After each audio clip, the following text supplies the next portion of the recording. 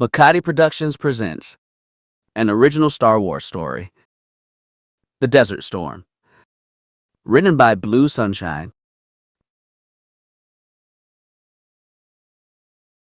It is a time of deceptive peace. The Galactic Republic stands tall, unaware that a shadow is lengthening across the stars.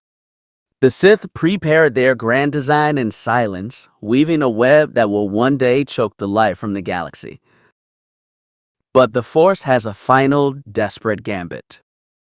From the charred remains of a fallen future, an aging Ben Kenobi is swept away by a monumental sandstorm. He wakes to find himself decades in the past, trapped in the body of his younger self. Haunted by memories of friends lost in a student fallen to darkness, Kenobi now walks a knife's edge. To break the cycle of tragedy, he must become a ghost in the Republic's own halls, using the secret legends of the desert to dismantle the Sith's plans before the first blow is ever struck. Chapter 1. The land speeder's engine sputters, shrieks, and then dies with a jolt, slamming Ben into the drive shaft before it lists and finally stops. The sand the wind kicks up to scrape against the battered metal sounds like laughter. Ben, who was once Obi-Wan, who was once more than a half-drunk man living so far on the scattered edges of civilization that the locals considered him either mad and a wizard, rumors casting doubt on his reality, as they debate whether he is a survivor or something long dead, wandering the desert like so many other ghosts. Ben is maybe more than half drunk at the moment as he forces himself from the speeder, swaying and cursing in 13 different languages as his fingers tear at the latches for the engines. Sand strafes at his face and his hands, and he pulls his scarf up to cover his mouth and nose. A sandstorm is rolling up on him, and had the speeder been functional, he would have been back at his hovel well before it reached him. But he's been gradually losing speed his entire trip back from Mos Eisley, and the edges of it are threatening him now. He gets the engine open and immediately pries at the air filter, which is no doubt choked with dust. Something with bulbous, milk blue eyes and a very sharp beak snaps at his hand when he gets the air filter open, and Ben yelps in startlement.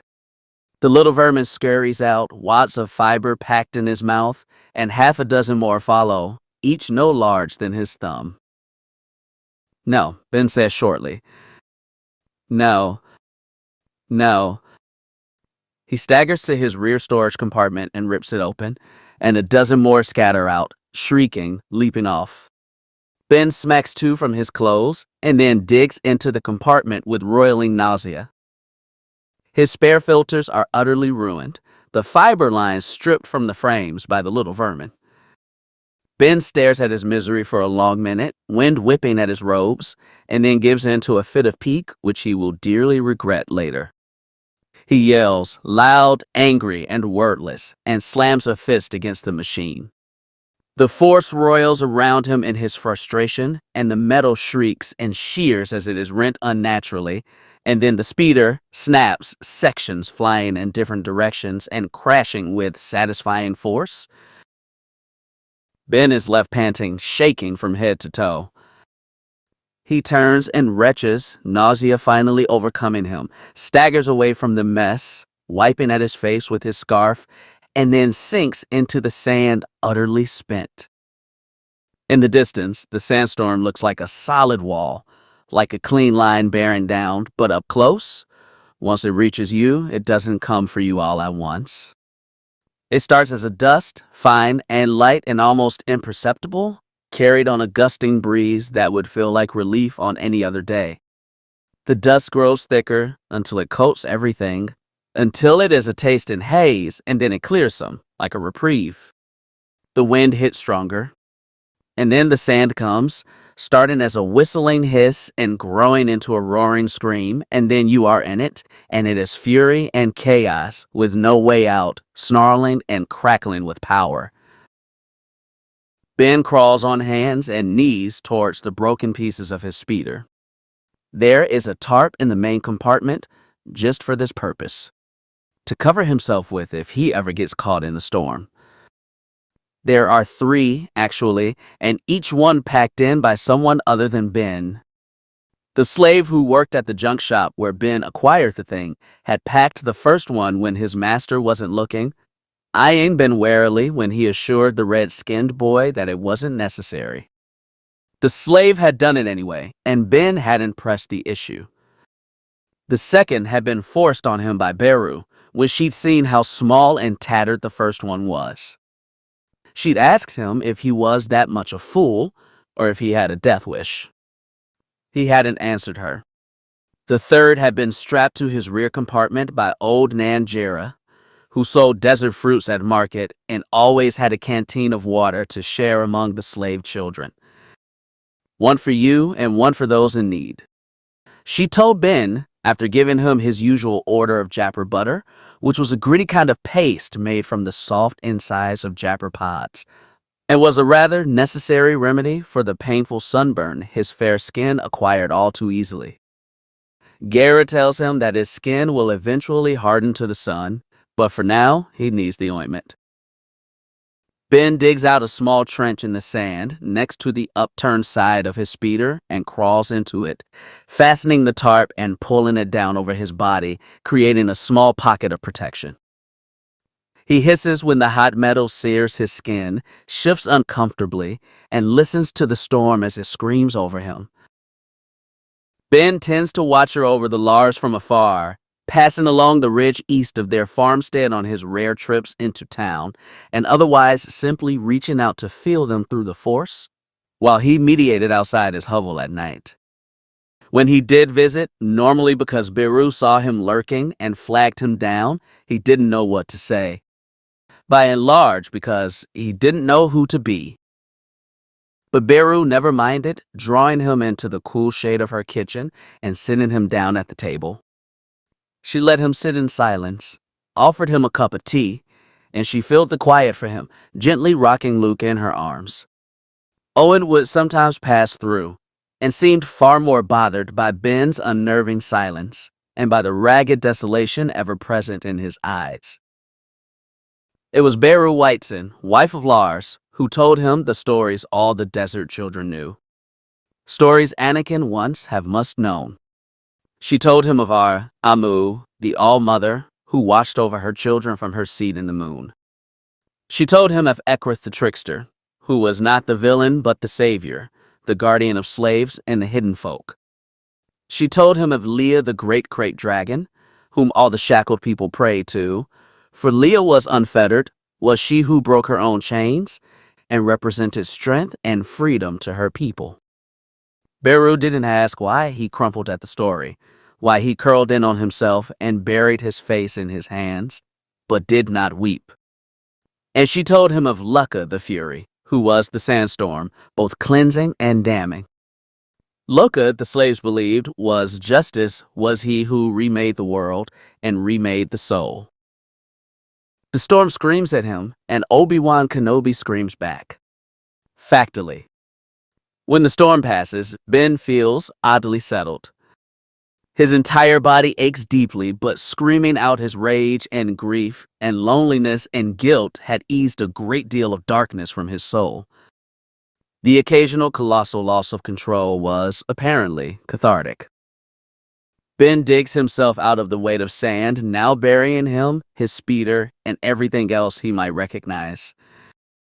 The pale dawn of first sunrise is just coming up, turning the world violet and blue and pale yellow, and Ben judges that he is precisely in the middle of nowhere, but probably still closer to Mos Eisley than to his hovel, and so he would be better served by walking back south.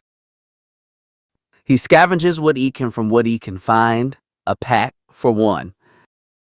2 of his canteens, one nearly empty, his jar of japper butter, a block of pressed tea, which had been his purpose for venturing back into civilization, along with the bottles of Corellian brandy, which he cannot find, half a dozen compressed ration packs, which was only a third of what he had purchased from town, and the new circuits he had picked up for one of his malfunctioning vaporators. Ben rolled and tied one of the tarps up to the pack, shouldered it, and sighed, trudging through the dust back towards town. With luck, some enterprising Yawas might find the wreck of his speeder, put it back together, and sell it back to him the next time they brought their caravan through. Obi-Wan has been on Tatooine for about 4 years in near complete solitude. The long walk through the sand and scrub no longer bother him, as he spends most evenings and most mornings wandering aimlessly out on the edge of the Junlin wastes.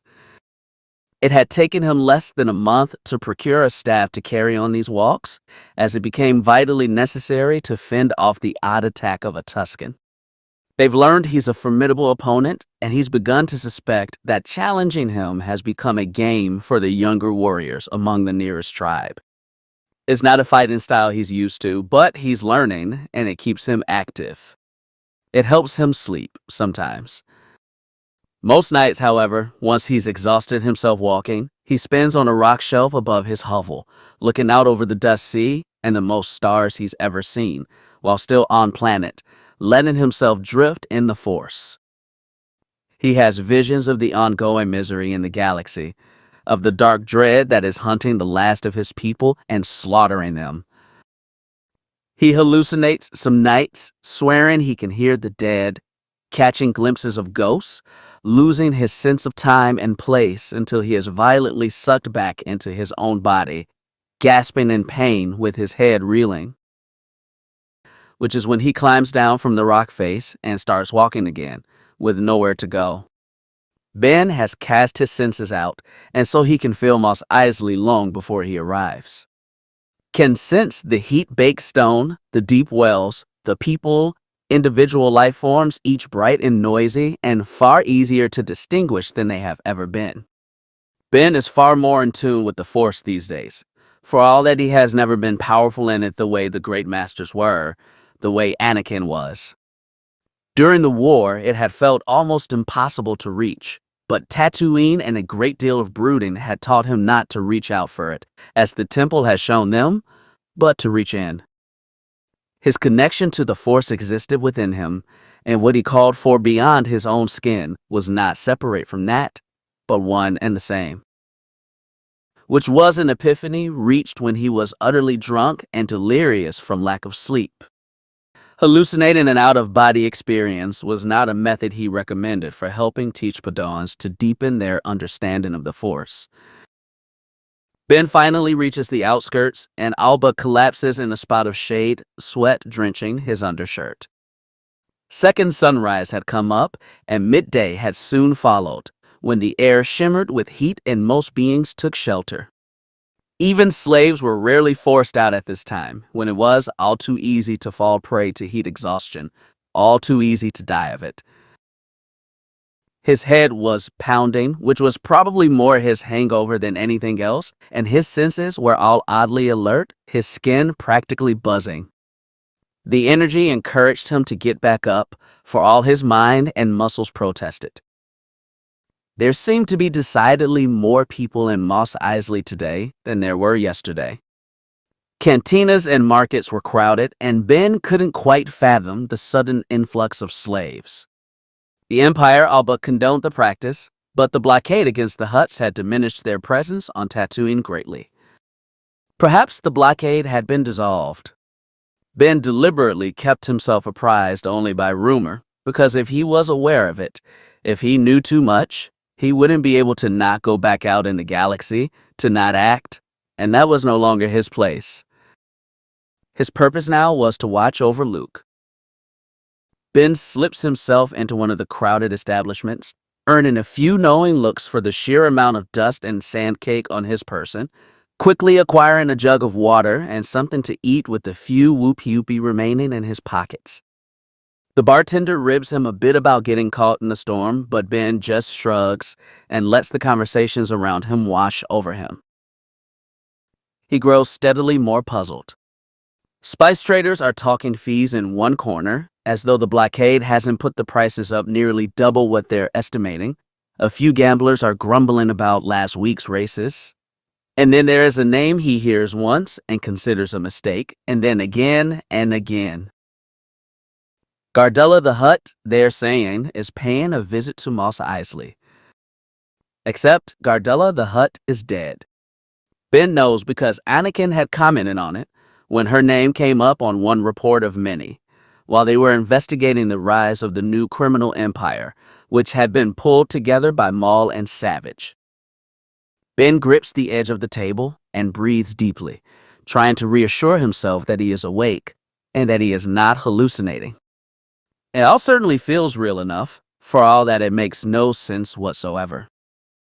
Ben finishes his meal, such as it was, and slips back out of the cantina, listening to the Force prod him this way, that way.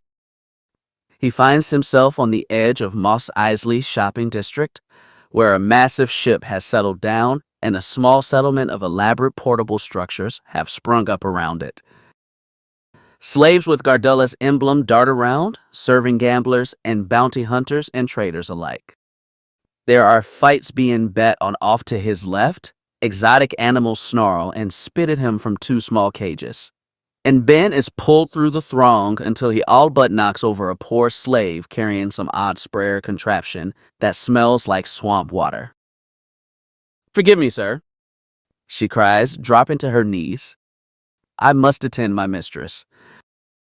Her hair is brown and tightly braided, her limbs and face too thin with hunger and work, but not weakness. Her skin is strafed, like his is, as if she had been standing in the sandstorm, scratches and welts forming scabs that would become fine scars. He had had protection, and so his scratches would heal, but hers were far worse, suggesting she had stood far longer and far too vulnerably in the gale. It's a punishment some masters use, he knows. Ben is still trying to figure out why he can feel the Force pulling him towards her, why he can barely even sense her even though he's looking right at her, when a small bright star crashes through his vision, and a little boy clings to his mother, his brightness dimming to little more than a blip under her subdued presence. Under her shielding, he realizes, dumbfounded at the sheer skill of it. "Amu," the boy says, hugging her arm and looking up at Ben with bright blue eyes, a challenge on his face as the toddler made sure Ben understood that this was his mother. With one swift motion, she sweeps the boy into the protective curl on her body, all without looking, without lifting her head, and pleads again. "I must attend my mistress." Ben chokes, a hard half-sob tearing hysterically out of his chest, and then she does look up, startled. "Is H his name A? Ben chokes on it again. "Anakin?" he asks, voice thin and thready. Her brown eyes go hard and fierce and then flat. Her entire expression goes flat and still, inscrutable. "Yes, sir," she replies, voice meek but just as flat as her expression. Ben's heart spasms in his chest, and he absently presses a hand to it, wondering if 36 is too young to have a heart attack, or if stress was simply enough, or if he had truly lost his mind, or maybe died sometime last night during the sandstorm. "Oh," Ben says simply. The little boy watches him warily, still stubbornly clinging to his mother, but his eyes watch. Makati Productions presents an original Chapter 2. Gardulla shrieks when she spies her waylaid slave and snaps the whip in her hand, but does not actually strike the slave. Likely because Shmi wisely stopped just outside of his reach until her mistress finished berating her and put Shmi to work misting her fat body. Gardulla then eyes Ben up and down, his face and beard almost indistinguishably the same shade of dust ochre, her bulbous throat bobbing. "Achuda." She smiles widely, only slightly less grotesque than Jabba, or at least less slimy. Jabba's spice addiction had a rather unpleasant effect on his mucus glands, a condition from which Gardulla did not suffer. "Chut chut," Ben returns her greeting, feeling recklessly like he was speeding towards a spectacular crash with no intention of stopping. "Dobra choba bedwana chica," Ben says, feeling as if he's misplaced the grammar a bit. "I'm offered to buy woman." "Yuba Vopashag?" Gardulla's brow rises, gesturing to Shmi. "You want this slave?" Ben nods. "Witiba," he adds, gesturing to both Shmi and her son, together. Gardella makes a wet, gurgling laugh. Kava, Outmian Stupa? She chortles. How much are you willing to pay, foolish outsider? Ben clears his throat. Great as Gardella, I would never insult you, Eminence, by attempting to make an offer. After all, how could I, a foolish outsider, even contemplate to know their worth to you? I only wish to ask if you would even consider parting with them. She laughs again, far more boldly, her foul breath wafting over his face even at several paces apart. You have manners, outsider. They please me. She blinks, fat fingers tapping as she considers him. This one is proving less useful with that squalling, unworkable brat. But what could you offer me? Ben panics, just for a breath, as Shmi's eyes flash towards him and away again, full of trepidation. If Ben is in the past, or some version of it, then he has nothing in his world but what he carried through the storm, and circuit boards and dusty ration packs are not going to please Gardella the Hutt. I have a rare item of value, Ben says slowly. A kyber crystal. Kyber? Gardella leans in, intrigued, Bulba's eyes glittering. Only the Jedi have kyber. I acquired the crystal from a dead Jedi's lightsaber, Ben claims, forcing himself to grin, though his heart quivers at the lie. Half lie. Gardella pins him with her stare, very still as she considers this. Then she smiles, a Hutt's-wide, unpleasant smile. I will consider it a good wager, she finally booms, licking her lips with a thick tongue. You may have them, if you win, Gardella says. Fetch me my cards. Tell me, Outmian, are you fond of Sabuk? Factily.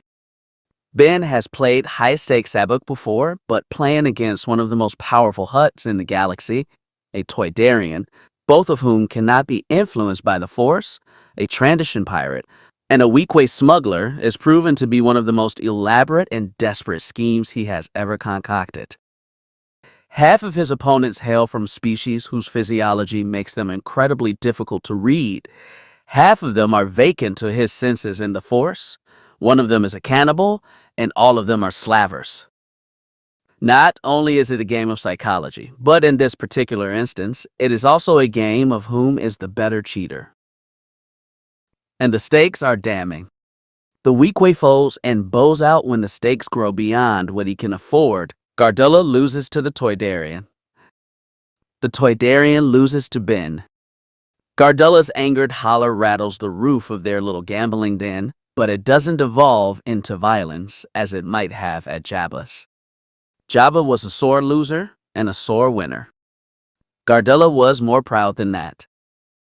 Ben has won not only Shmi and Anakin, but his own kyber crystal back, the probably sabotaged ship that the Toydarian had entered, an ungodly amount of spice that was the Weequay smugglers, and a reluctantly delivered stack of Chomar credits that the Transition parted with in order to avoid paying with his own hide for his false entry.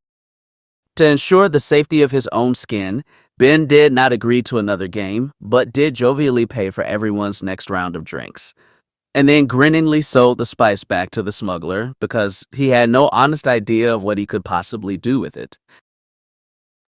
Gardella's majordomo brings Ben the controllers for Shmi and Anakin's detonators, and he gives a most gratuitous farewell to the Hutt before absconding with them.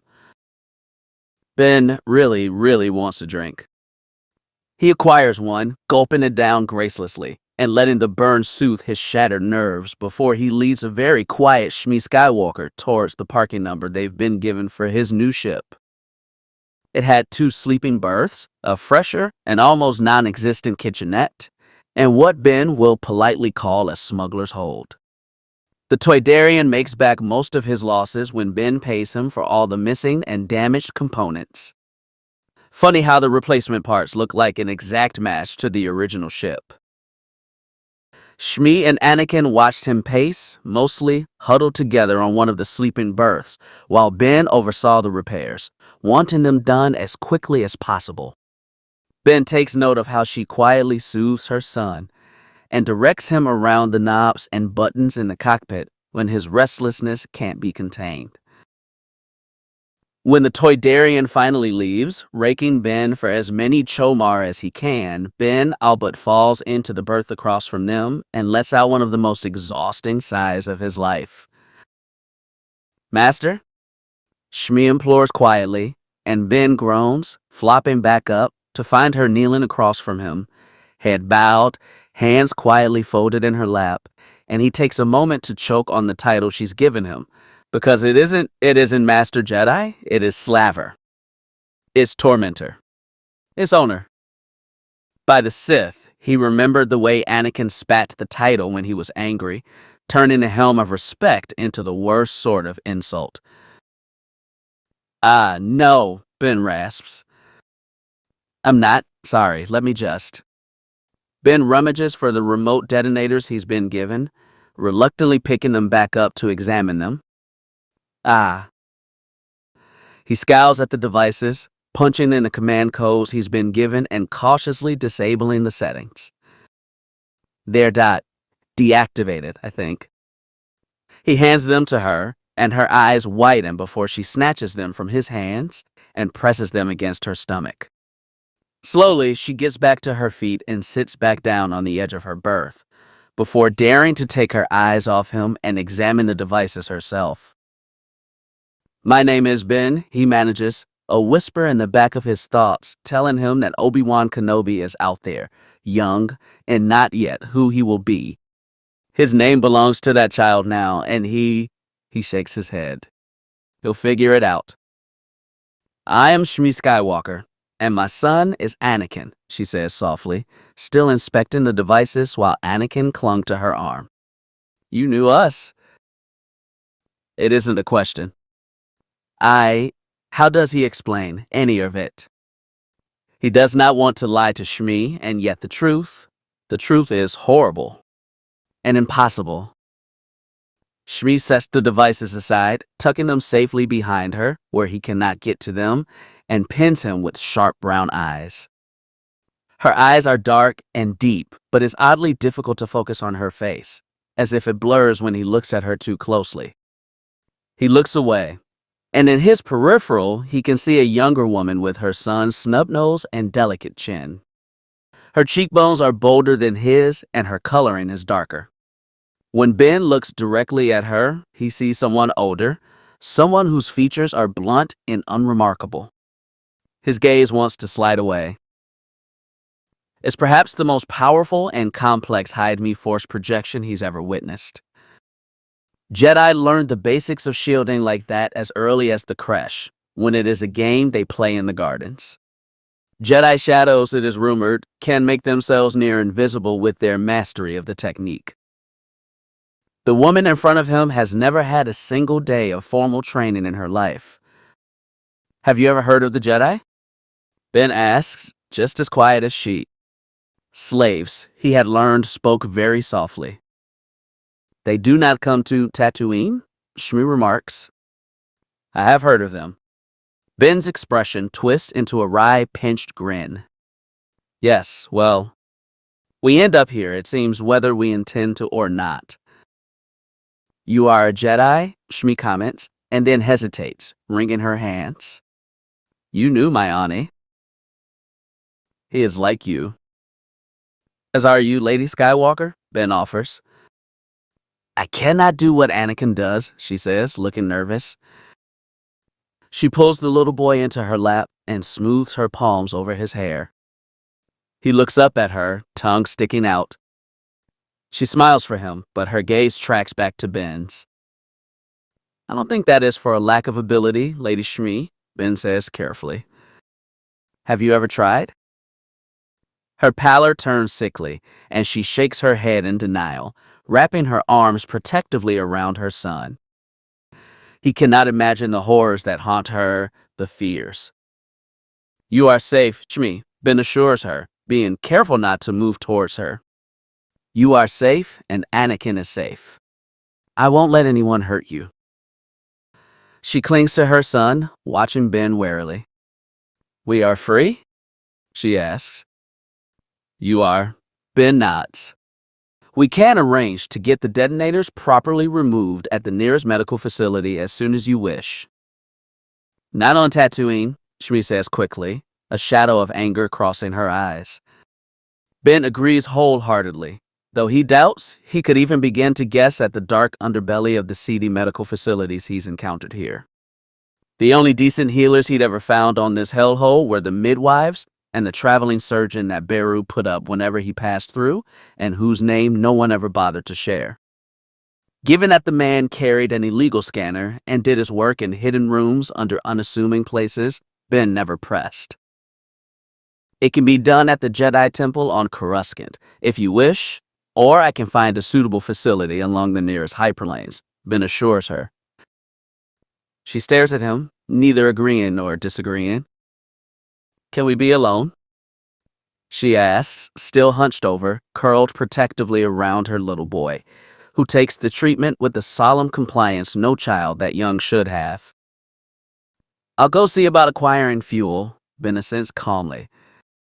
I'll be a while. There's water in the canteens, and I left ration packs on the counter which you are free to take. It's not my place to make your choices for you, but if you would accompany me to market this evening, we can get you what you and Anakin need to be comfortable. Shmi stares at him still and nods mutely. Ben leaves, hearing the first sob crack before he's made it to the loading ramp, a mother rocking her son in shattering relief. Factily. Acquiring enough fuel to get the ship to Coruscant, plus enough reserves to account for any emergency delays, our detours leaves Ben's reserve of Chomar much more modest than it had seemed when he won it at the Sabek table. He takes a long walk around the market afterwards and pauses by one hole-in-the-wall grill to listen to the races with several very excitable companions.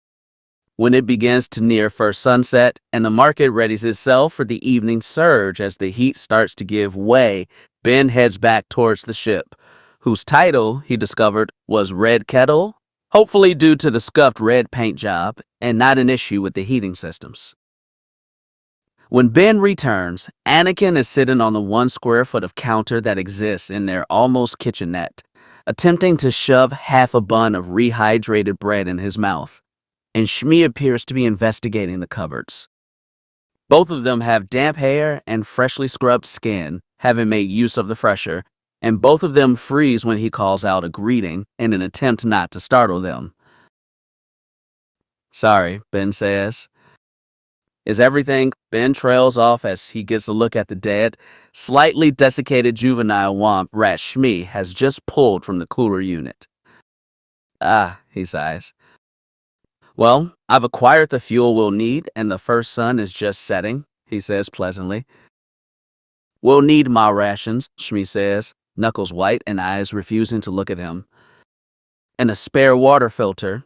She hesitates to ask for more, and Ben relieves her of the clearly trying effort. I'll trust your judgment. I'm merely there to ensure nothing unpleasant occurs, he says, stepping forward to hand her the credits pouch. Shmi turns to take it, stops, turns back to throw the dead womp rat down the disposal unit, and then turns to him and cautiously lifts it from his hands. He ignores that her shake and smiles at Anakin instead, whose cheeks are puffed up with the bread he's valiantly trying to chew. Shmi takes a few more minutes to inspect what surprises remain in their kitchenette, and then scoops Anakin up. She's still wearing the collared garment marked with Gardulla's emblem, as it is the only thing she has, but Ben's presence stops any leers from becoming more than that. They rent a hover cart to carry their purchases, and Shmi acquires what the ship needs with the deft acuity of a lifelong haggler, Anakin occasionally adding his opinion on the negotiations, which was unfairly adorable. At least until the toddler started cussing. Ichuta Slimo. The child shrieked angrily at the paunchy Twi'lek who has spat at Shmi. Ben balked in surprise and then stepped between the Skywalkers and the unpleasant scrapmonger. I rather think they're done dealing with you, Ben says, voice edged with warning. The Twi'lek eyed him up and down and backed off with a grumble. Shmi's face is utterly blank as they move to the next peddler. Shmi takes longer among the food vendors, quietly whispering to Anakin as she picked over their choices, describing to him what was good and what was not, and engaging him in a playful debate about ration packs versus fresh food, of which Anakin was of the opinion that they needed fruit and only fruit and all the fruit. Anakin, Ben discovered as Shmi repeated things softly and slowly, was far more familiar with Huttese than Basic, though he also blurted out a few choice phrases in Ryle. For a 3-year-old, it was quite impressive. Ben discreetly acquired a small bag of candied pallies and desert plums, an act which did not escape Shmi's notice at all, if the flat look she gave him was any indication. Ben just smiled innocently and dropped them inside the battered tea kettle he bargained for. The freedwoman was far more hesitant to spend their credits on the things she and Anakin needed personally, and Ben's attempt at making casual suggestions was met with as much if not more haggling between the pair of them than between Shmi and the vendors. Shmi won on principle, of course, acquiring only the simplest, cheapest clothes, but conceded to allow Ben to convince her to obtain good quality shawls and cloaks for herself and Anakin on the merit that space travel was far colder than the pair were used to. One decision, and the only decision Ben made on her behalf, was the acquisition of a small blaster with stun charges and a vibroblade with a wrist sheath. Shmi's composure faltered for a moment, overcome with panic, before she pushed it down and nodded without looking at him as he set them among their other purchases. He showed her how to use them their first night in spaceflight after Anakin was asleep.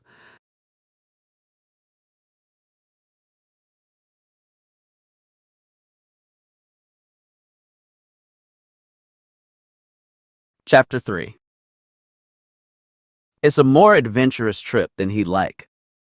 Between encouraging Shmi through the basics of self-defense and meditation, and doing his best not to constantly overwhelm her with his presence given the tight quarters, they experienced a severe heating malfunction that melted several circuits, of which they eventually managed to bypass after free-floating in empty space for an entire cycle, fearful of overheating the ship's paltry hyperdrive. Lost Anakin in the walls due to the abundance of hidey holes which made the ship so very convenient for smuggling, and accidentally strafed the underside of a cargo frigate when they came out of hyperspace a little too far into the shipping lanes. Anakin had whooped in delight as Ben jerked the controls and swerved wildly to avoid a head-on collision with the frigate's guard vessel, but then again, that was probably because Anakin was in Ben's lap and thought he was the one piloting. Shmi was still tense and uncomfortable in his presence, and likely would be for a very long time after years of abuse, but Anakin had had far less reservations. Ben had started plying him with pieces of candied fruit for accomplishing simple tasks, such as putting the rations back in the cupboard, or not climbing all over his mother while they attempted to meditate, or coming out of the walls when they started shrieking his name in panic. As such, the young boy had taken to climbing on Ben as frequently as he climbed on his mother, and walking in on him in the fresher, which was far less amusing, and running in circles around him or climbing into his lap when he attempted to meditate, or when he was piloting. Coruscant is a thrumming hive when they arrive, and Ben doesn't realize he's white-knuckled, and that his vision is beginning to black out until Anakin reaches up and puts his chubby little hands on either side of Ben's face. Ben gasps, sucking in air, and rights the controls so they don't end up a trailing ball of fire as they enter the atmosphere. The last time he had been on Coruscant, the last time. He'd been choking on death and betrayal and the endless devastation of loss just screaming in the ether. He'd reached out, reaching and reaching, and no one had answered. There was just silence and cold. The entire galaxy had seemed cold, and he had been so very alone. Here now, the temple practically glows with the light of so much life, and Ben's eyes stream with tears. Anakin wipes them away with childish care, staring solemnly up at Ben. "Don't be sad, Ben," the youngling murmurs, leaning in and wrapping his arms around Ben's neck in a warm hug. Ben settles his chin on the boy's head and calms himself. It's far easier to approach the temple than he remembers. Security's so tight during the war that you could be shot down for even a malfunction call stray from assigned traffic lanes or a too long delay in relaying the proper authorization codes. Not fatally, most times, but Korusek had been high-strung after the attacks on the Senate Dome. They direct him to a guest landing platform without even sounding concerned, and the sheer ease of it, the lack of suspicion, the lack of tense expectation, it hurts. It had been a long time since the Jedi felt safe, even in their own home.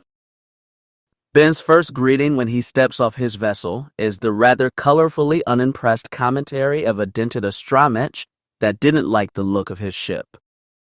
His second is from a white-cloaked temple guardian who offers a rather jaunty greeting. "Hey-o, we're going to need you to sign in for a visitor's clearance pass if you three will follow me." They waved before trotting off towards the platform security station. Shmi holds Anakin tightly to her chest and keeps herself in Ben's shadow as they walk, but she does not bow her head. Instead, she looks around with no small amount of wonder and a little bit of apprehension. To go from a backwater like Tatooine to the very heart of the Galactic Republic was a jarring transition, to say the least.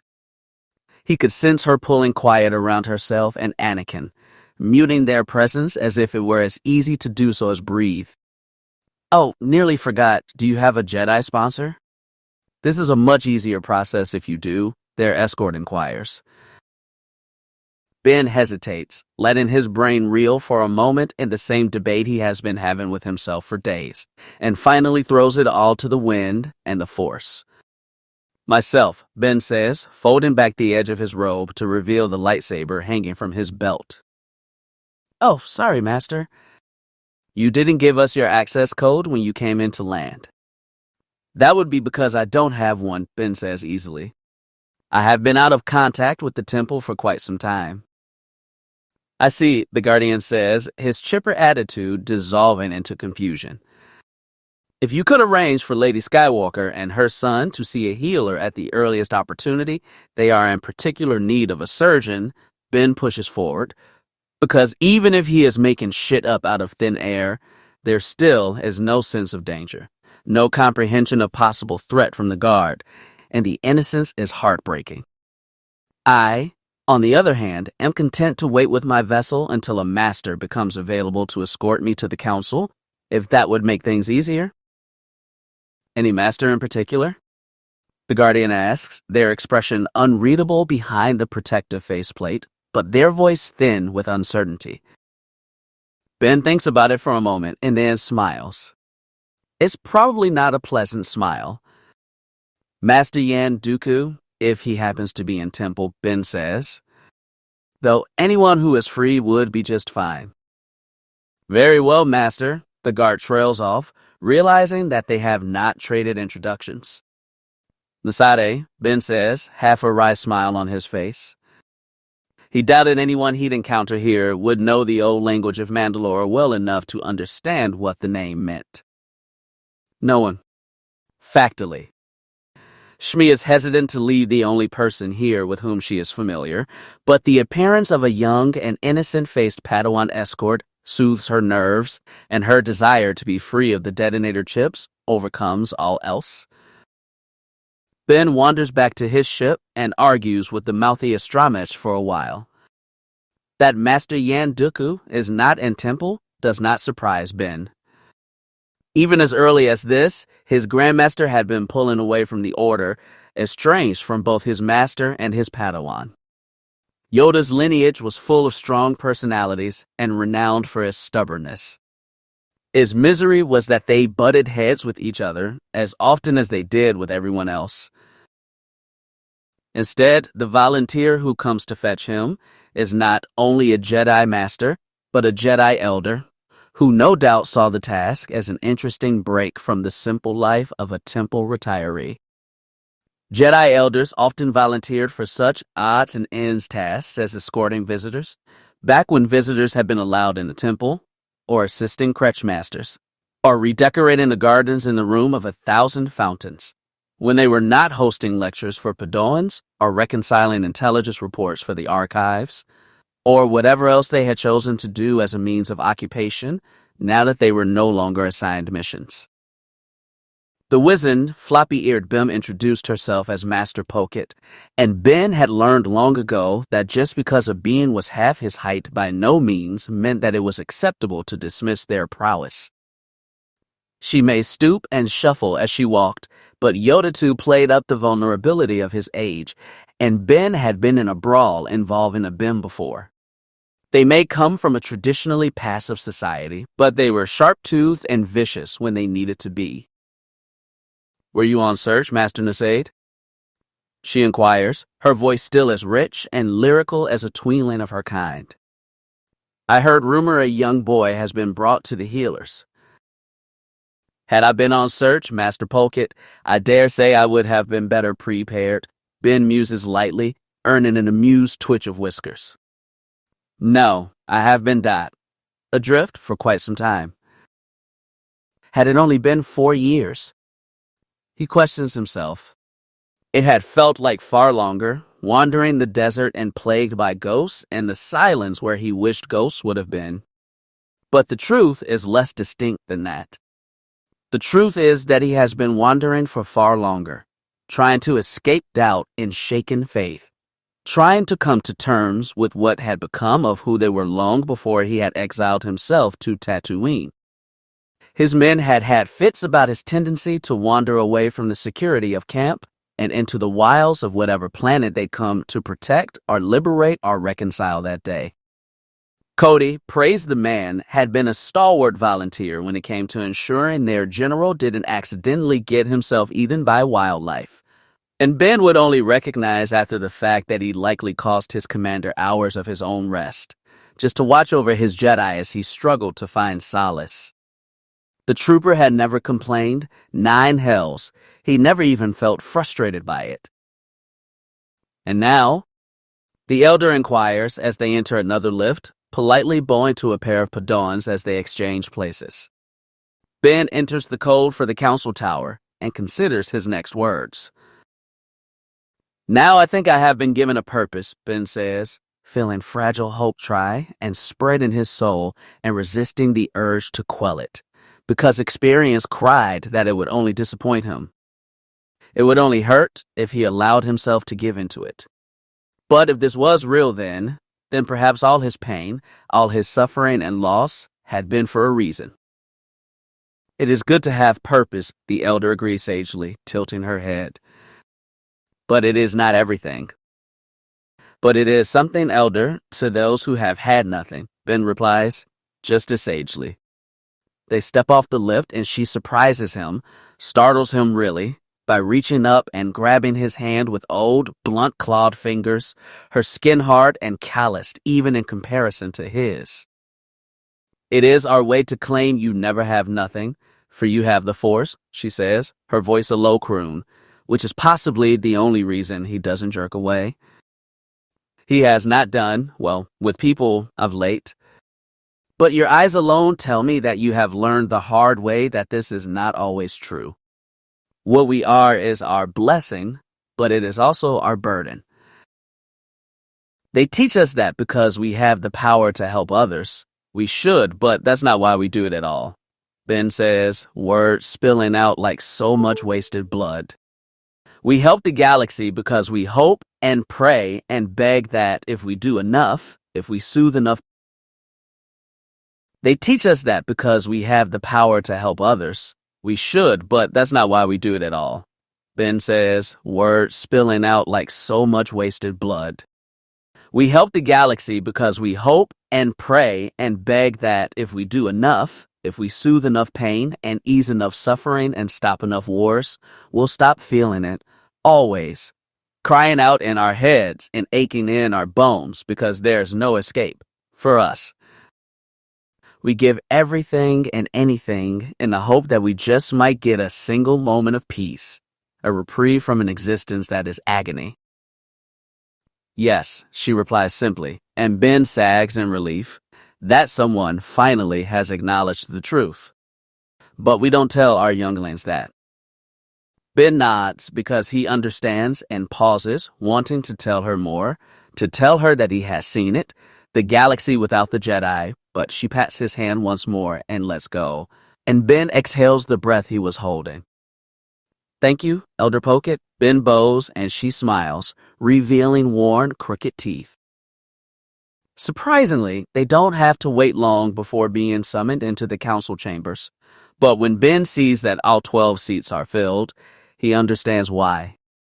On true session days, when the full council met to discuss issues relevant to the temple, debates could get drawn out, and being stuck in the room for extended hours as the discussion went in circles was exactly as frustrating as it sounded.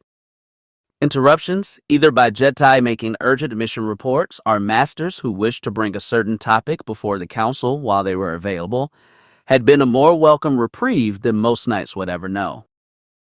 During the war, of course, it had been different. The council had met almost daily, and yet were almost never actually in the same room. And matters within the temple had often, too often, been waylaid by the external matters of the war. To be a peacetime counselor, he muses, would seem a refreshingly boring affair in comparison. It takes him a moment to register that this is not a council he is entirely familiar with, though the faces he knows well enough. Adi Gallia nor Shak Ti yet have a seat. Mace Windu is not yet head of the order, and so sits on the edge of the circle as a new member, and not at his center. Master Yaddle and Master Jocastu knew still had chairs, and Master Sifo-Dyas, whom Ben had not expected at all. Thank you, Elder Polkett, for escorting our guest. Master Fisto dips his head respectfully. SSST, she chuffs. Counselors, the young man escorted. There is a pause felt in the room, contemplative on the part of the council, and short-circuited on the part of Ben, who had not been fully aware of just how much the elder had allowed him, a supposed stranger to the temple, to lead the way. Sheepishly, he nods in her direction, always respectful of another's craftiness. Her whiskers twitch in amusement, and she departs with that, the doors closing softly behind her. Know this temple? You do? Yaddle comments wryly. No, this council does not, Yoda asks thoughtfully. Curious, that is. Mace Windu frowns, leaning forward in his chair, and Ben pulls his own shields up, the way a defensive youngling might hunch their shoulders. Ben rather does not want to know what shatterpoints Mace might see around him. For that matter, he avoids looking directly at Master Sifo-Dyas, who was renowned for his capabilities as a seer. You are welcome to test my identity as a Jedi Master any way you wish, Ben says. I will not fail. What you are, I do not doubt. See it, I can, Yoda croaks, eyes narrowing at the challenge they've just been issued. Who you are in question, that is. Master Yoda, surely that can be solved with a simple bioscan. His identity must be within the records, and a blood test would reveal it, Master Windu offers, voice rich and bold and younger than Ben has ever heard it. He'd forgotten, with time, that Anakin's ill-advised appointment had not beaten Mace's record as the youngest counselor ever to hold a seat. Unlike Anakin, whose meteoric rise was often attributed to his sheer power and the Force, Mace had advanced on the merit of his deep understanding of the Force. Ben considers this solution for a moment and finds himself grimacing a little. His identity might be confirmed as Obi-Wan Kenobi, as baffling as the result would be to those around him, but truth be told, Ben has had vaccines that haven't been invented yet, contracted viruses and obscure diseases from all across the galaxy, been the subject of experimental medical trials for some of those illnesses, had blood transfusions not only from fellow human Jedi, but from his clone troopers on more than one occasion, and once had a cross-species plasma transfusion. Furthermore, there are trace elements of volatile chemical compounds in his system, from weapons tests and poisonings alike, that only failed to result in lasting organ damage, because Ben was so often in and out of Bacta tanks, a substance which was also not yet available to the galaxy at large, or to the Jedi. That wasn't even mentioning the replacement organs or the radiation exposure. To be perfectly clear, he has no idea what his genetic makeup currently resembles, but imagines it would horrify the nearest healer. I will to submit to a blood test if you wish, but I do ask that you take particular care of any samples. Ben speaks up. I'm not sure the temple has inoculations for some of the things I've come in contact with. We'll take that under advisement, Windu says, looking a little put off as a request for a scanner is submitted to the attendant outside. Confirmation we will have, but introduce yourself. You should, Yoda comments, when they trail into quiet thought. Jedi Master Ben Nasade is what I'm calling myself these days. Ben replies, feeling oddly lifted by the way Uriel poof waves his neck in irritation. Another name you have? Master Yaddle inquires, sounding less amused than Yoda would for asking the same question. Then again, Yoda adored intrigue. Only those that are no longer mine to claim, Ben says softly, resolute in that knowledge. There is a spike of unease in the room at that, because that is not a particularly Jedi thing to say. We have been informed that you brought a youngling to the temple. Master Kun interrupts their other queries. Is he to join the creche? That will be his mother's decision and no others, Ben says. She is with him, and they both required medical attention. So that was not your reasoning for appearing before us? Plo decides aloud. Why have you come? Because this is my home, Ben replies.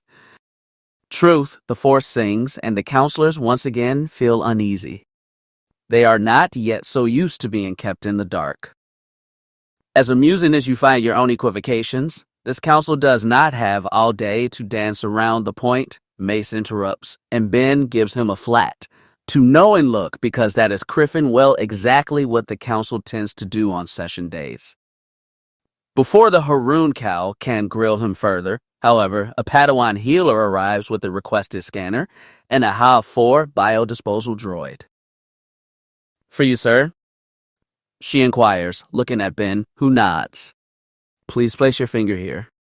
I do know how they function, he points out, deciding his thumb would do. She gives him the placid, unamused look all healers have that tells him her training is nearly complete.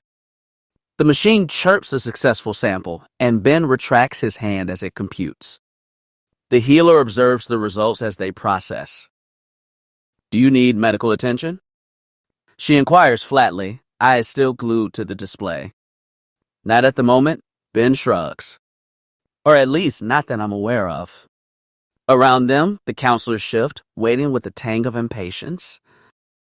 Finally, the machine dings and the Padawan sends the results to the council chairs, before placing the entire scanner in the HA-4 unit, which Ben thinks is overkill. Probably. It's not reassuring, to say the least. She departs, and as a whole, the council frowns at the results. Obi-Wan Kenobi, it claims you are. Oh, so there is enough left that's recognizable, Ben comments. That's reassuring. Not as much as you'd think. The results are only 79% conclusive, Windu remarks dryly. Which still explains nothing. Spoken to initiate Kenobi recently, I have, Yoda comments. Discussed his assignment to Bandamir, we did. Departing soon, he will be. Ben hadn't realized how close to that date they were. Anakin's age was always more of an estimate than a definitive, as slaves rarely marked a clean passage of time. And Ben had thought that his appearance in the past, or this assimilation of it, would have been after Qui-Gon claimed him. Apparently not. Because you think he is too old and too emotional, Ben says. And you proved incapable of convincing Qui-Gon Jinn to claim him. The will of the Force it must be, Yoda says narrowly. My Padoan's Padawan was nearly 15 before she was assigned to her master, and she would have been greater than the both of us, Ben thinks angrily, tiredly, had this council not so terribly abused her. You disagree, Master Sifo-Dyas remarks curiously, and Ben still does not turn to look at him. That was my life once that you let go simply because it was the way of things, Ben says levelly, feeling far older than his 30-some years. The way we did things, he clarifies, not of the will of the Force. The Force guides us in all things, Master Poof retorts, tartly. Yet a Jedi Master I am, as Obi-Wan Kenobi will be, Ben replies, just as tart. So clearly, it was not as you seem to think it should be. Are we seriously entertaining the notion of time travel at this very moment? Mace Windu interrupts blatantly, eschewing Jedi Council stoicism in order to cut through the verbal sparring. Kindly don't ask me to elaborate, Ben entreats. I have no idea how this happened. But when did it happen? Master PL asks gruffly, lacing his hands together. Ben grimaces. 6 days ago and roughly 20 years from now? 23, I think. What were you doing? Master Nu inquires, seeming unnerved by the entire account, though the head archivist hid it well. Ben hesitates, remembering his rather ignoble display of throwing a fit at his broken-down speeder, vomiting, and then shouting into a sandstorm like a madman. I was on Tatooine, and I had been trapped in a sandstorm. When it finally passed, I found myself in this wind. Is there any reason you can think of for this disturbance? Master Nu presses. What cause might have sent you back? Mace Windu grumbles irritably, and Ben can't imagine his headache. Shatterpoints can be debilitating, even when impossibilities aren't involved.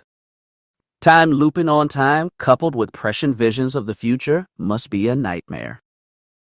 Ben can't think of so much. So many dead. So many devastated worlds. The end of the Jedi. His Padoan's fall. But why him? He hasn't a clue. He has failed more utterly than any other being alive. Ben looks at Sifo-Dyas for the first time, wondering if he has started having those visions yet, wondering if their dark future haunts his dreams, even now. They need an answer from him, but he doesn't know how much he dare say. Who is he to have the fate of the galaxy weighing on his words, on his every action, on this moment, right now? What if he gets it wrong? What if he loses even more than he already has?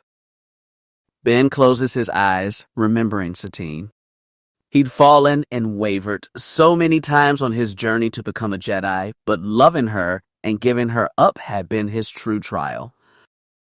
Every sacrifice made after had been easier, every conviction stronger, because he let her go.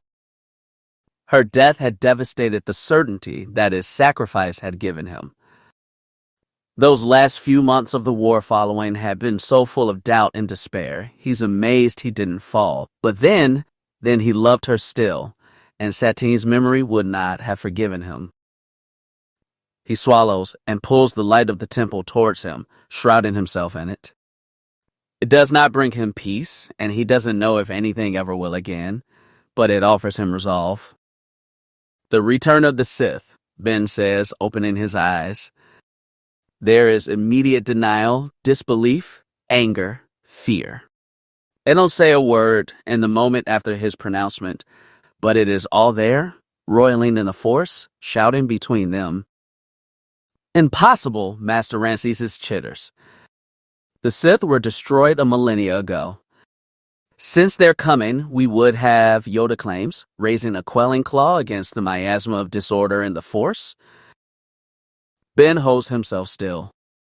He's gotten good at it over the course of the war, over the course of training Anakin Skywalker, holding his breath, his trembling muscles, his emotions, not in, just still. As unreadable as calm water. Because the Jedi are all-powerful and all-present and all-knowing, Ben says flatly. Because the light is strong and never fails. He doesn't know why he came here, except for that his heart ached to do so. They did not listen the first time, even when the war was upon them. How could he have thought they would listen now? At least then, he had proof at least in Maul's death, in Qui-Gon's, and still, with the decade between that and the end, They were incapable of rising to meet this threat that consumed them. Out of habit, he had returned to those he had always held in trust, hoping that he would be saved by their wisdom and their action. And he had forgot how often they had simply not heard what he had to tell them in those last years, how much they failed to see when shown. And perhaps he had convinced himself that it was only because of the war, because they were tired and spread too thin. But despair is too familiar to be crippling, shrouding him like a worn cloak, and Ben turns and walks away from the council, recognizing how foolish he had been to come before them so unprepared. "What did you see?" Master Sifo-Dyas calls out before he can reach the door. "Nothing," Ben replies hoarsely. "None of us saw it, not until it was far too late." "Leave, do not." Yoda calls out after an uneasy pause at his reply. "Troubling, your account is. Dismiss you, we do not mean to." "But you do not believe me, masters," Ben replies, turning back to the room because he isn't going to stand there and talk to the door. "Would you?" Windu asks frankly. Ben wonders what would he have done if, say, Petro Katz, that brash initiate who struggled to think of others before himself appeared before him as a weary man, and told him that the hero with no fear was going to fall and slaughter every Jedi in the temple, from feeble elder to helpless child. No, Ben would not have believed him, could not even conceive that his Padawan would be capable of such cruelty, but he would not have been able to dismiss it. The seeds of doubt would have been planted, and the warning would have rung in his head every time he saw Anakin lose his temper on the battlefield, every time he raged against the council, so personally and ferociously, every time he scoffed at the reminder of the code he had sworn to follow, and that Ben ignored him following so loosely, so long as Anakin was still doing the right things, so long as he was still Anakin Skywalker, his Padawan, his brother, a man he loved with a fierce attachment that he would not have admitted to. "I would not want to," Ben admits. "Tell us more," Master Nu entreats, gesturing for him to return to the center floor, ever the information monger. "I could tell you everything I remember from the day I was sent to Bandomir to the day I returned here, Master Nu, and still failed to save you. I could do even worse by providing that knowledge than fail to save you," Ben says. "The future is always in motion, even mine, even now. But how are we to ascertain the veracity of your claim without further input?" The archivist replies testily. For all that Ben has ever respected Jocasta Nu, he has never quite managed to stay on her good side. "Their identity, could you reveal?" Master Yaddle inquires, her green gaze far brighter than Yoda's. "How do you intend to deal with them?" Master Ku's voice carries, and it is he Ben turns to with the most certainty. Violently and with prejudice, Ben replies coldly. "You do not sound like a Jedi," Master Poof sniffs. "And you do not know how many have died while I bore witness." Ben retorts, knowing that all of his agitation is not entirely his, that the room is still roiling with their conflicting emotions, poorly released. He forces himself to breathe deeply and pull on the Force, pulling on the light peace calm that suffuses the temple until it washes away the chaotic energy in the room. "Appreciate it," that was, Yaddle dips her head in respect. "And well done." All of the masters take a moment to reconcile themselves, settling into the cleansing uplift of energy he has drawn into the room and clearing their own thoughts. "Placed upon you has been a great burden." Yoda intones, ears perked but eyes drooping, unfocused on the here and now, seeking answers in the Force. "With care, handle this, we must. Decisions to be made, there are. Made today, they will not be. Journeyed far, you have, and rest, you must. Welcome you into the temple, we do, Master Nasaid. Your home, this is, and shall remain. Settle in, you should, and settle simpler matters. This council has yet to do. Thank you, Grandmaster. Ben sighs, bowing. Yoda's ears twitch, and he nods. I'm summoning my Padawan to assist you in with the details. Windu nods to Yoda, who tips his head in agreement. Ben nods his gratitude, and the council is unsubtle in the least about staring after him as he departs. Factily, Padawan Deepa Bilaba is a far cry from the woman Ben remembers. Part of it is that the teenling has a lopsided Padawan cut, and part of it is that she has yet to adopt her master's stern demeanor, and has not seen yet the horrors of war. Her face is still soft, and her curiosity is bright in the Force as she assists him through the tedium of paperwork necessary for the temple systems. So I have most of the basic info from my master, but I need a few more details to get you an ident pass, she explains, typing away at an admin terminal with alarming speed for a human. Home planet, Master Nasaid? Ben twitches his fingers, thinking for a moment. Obi-Wan Kenobi's home planet is listed as Stugin, but even that isn't true. Stugin is merely a placeholder, a point of contact for a rather insular people who live within a very scantily charted nebula. He'd went there once, not into the nebula itself, as that was a good way to never be seen again, but to Stugin. It was a small world orbiting a white sun. He found fields of dappled gray grass, broken up by iron-red rock formations, and the odd spray of pale yellow bell flowers and milk blue berries. The people there weren't settlers, but the watchmen of the nebula, and as he did not speak their silent language, they did not welcome him, for all he shared a remarkable likeness to the humans among them. It had been a remarkably lonely experience. Conquer Dawn, Ben says, feeling his lips twitch. Rocco Hardeen had been born on the Mandalorian world of Conquer Dawn. So had been Jango Fett. Date of birth? That requires math, and she offers him an unimpressed raised brow as the answer takes time in coming. Ben shrugs, but as a counselor's Padawan, Deepa is no stranger to unusual counsel requests. Native language? Mandoa.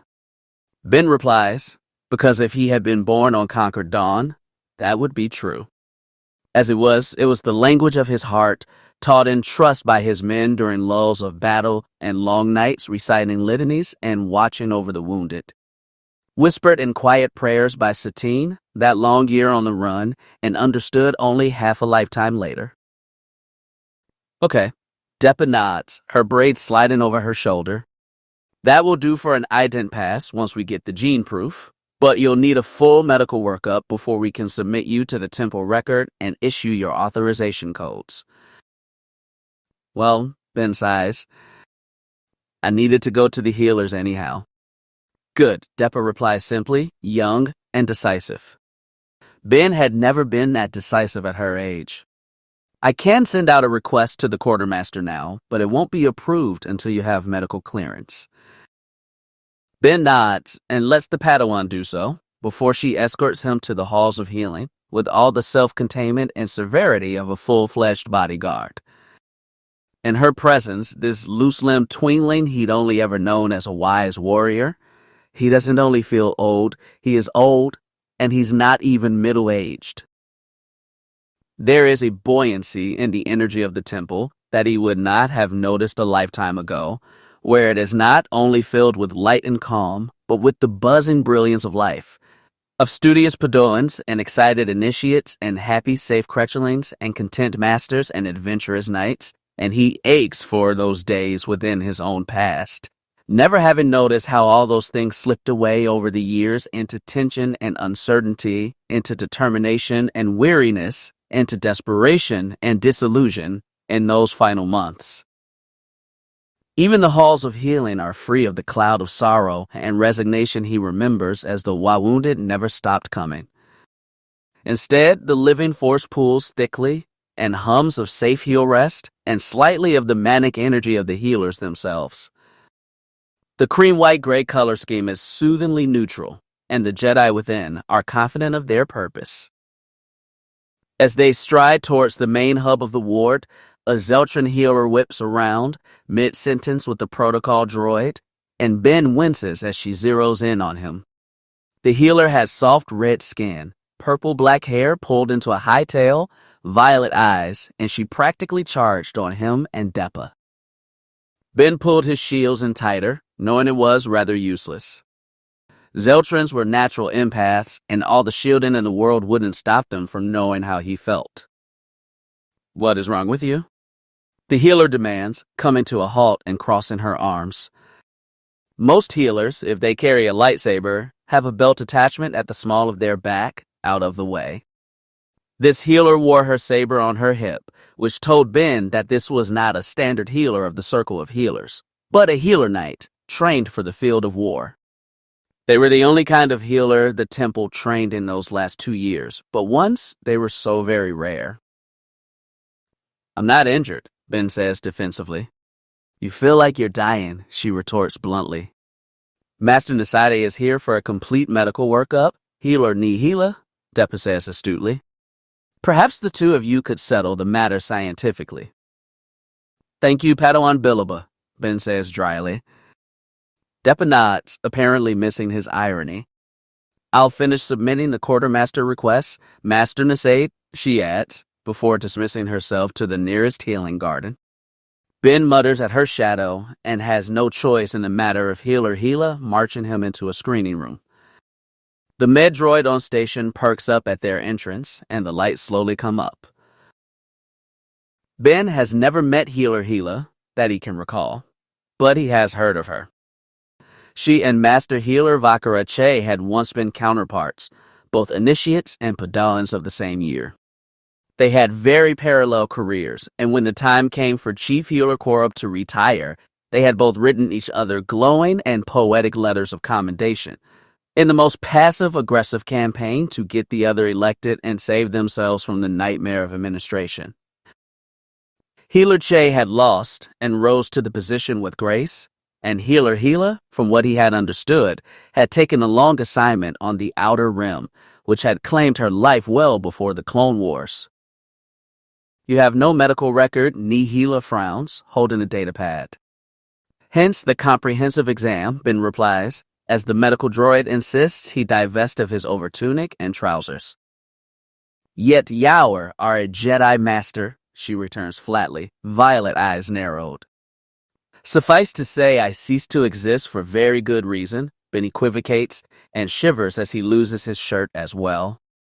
He'd become unfortunately accustomed to Tatooine's climate, and the temperate climate control of the temple seemed to chill by comparison. The Zeltron makes a hard noise in the back of her throat, but when Ben glances up, she's turned away from him. Scars, he realizes. He has more than a few. More than most seasoned knights and masters. Even from his Padawan days, by virtue of whom his master was, Ben had been sent into some of the stickiest situations, and on the most difficult missions, becoming a renowned knight and then master by sheer virtue of first being forced to keep up with Qui-Gon Jinn, replacing him in his duties, and then having to prove example for and keep up with the Chosen One. He had lightsaber scars from his many encounters with Dooku, Grievous, and Ventress. He had lash marks from his stint at a Zygerian slave camp. He had scars from venom mites and wild beasts and blaster fire and an unnecessary number of explosions and crash landings, from being wounded too long in fields too far from Bakhtu treatment, and any number of scrapes he had as an apprentice. He doesn't realize they are made worse by the weight he hadn't noticed losing. Hasn't cared about how clearly he could see his ribs when he simply could not muster up hunger. "Wait till you see my blood work," Ben says amusedly. She turns back and narrows her eyes at him as the droid requests that he lay still on the table for more invasive screenings. Ben climbs up and lays flat and tries not to grit his teeth at the way the deep tissue scanner makes his bones hum.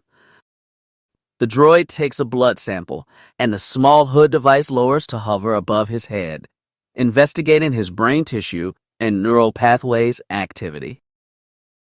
"I'm amazed your biology continues to function," considering its integrity appears critically compromised. Nihila remarks blandly, studying his genetic makeup, and Ben laughs. I'm really not joking. I'm well aware, Ben smiles.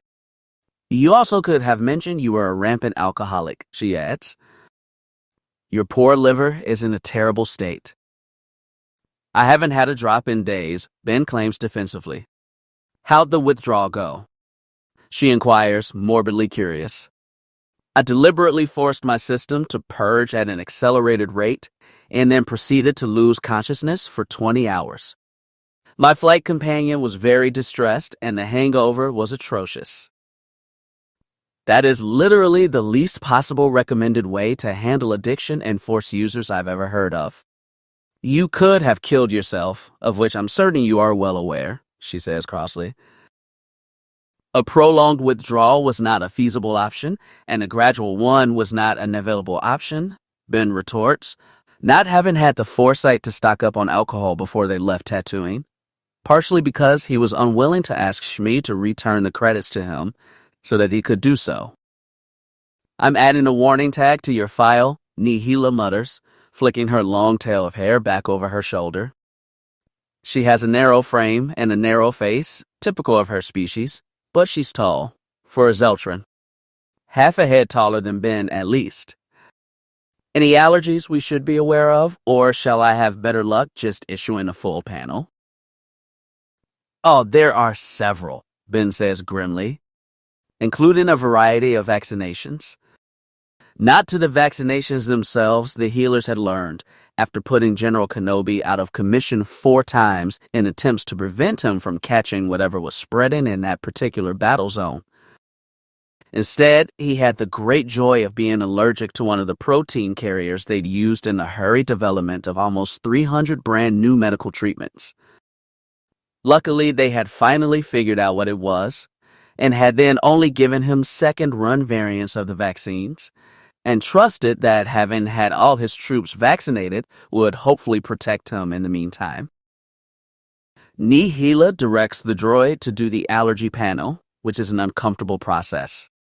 By Ziltrasi, she murmurs, and Ben glances over to see she's pulled up a display of his skeletal system. The sheer amount of fracture data has to be stripped into layers to even be read. What were you doing in the last decade that broke that many bones? She turns on him as if it were his fault. He hadn't exactly done it to himself. And how did you even survive? There is an absolute minimum of scar calcification, which I wouldn't consider possible given the hyperactive tissue of your species. So, what was the treatment you were using?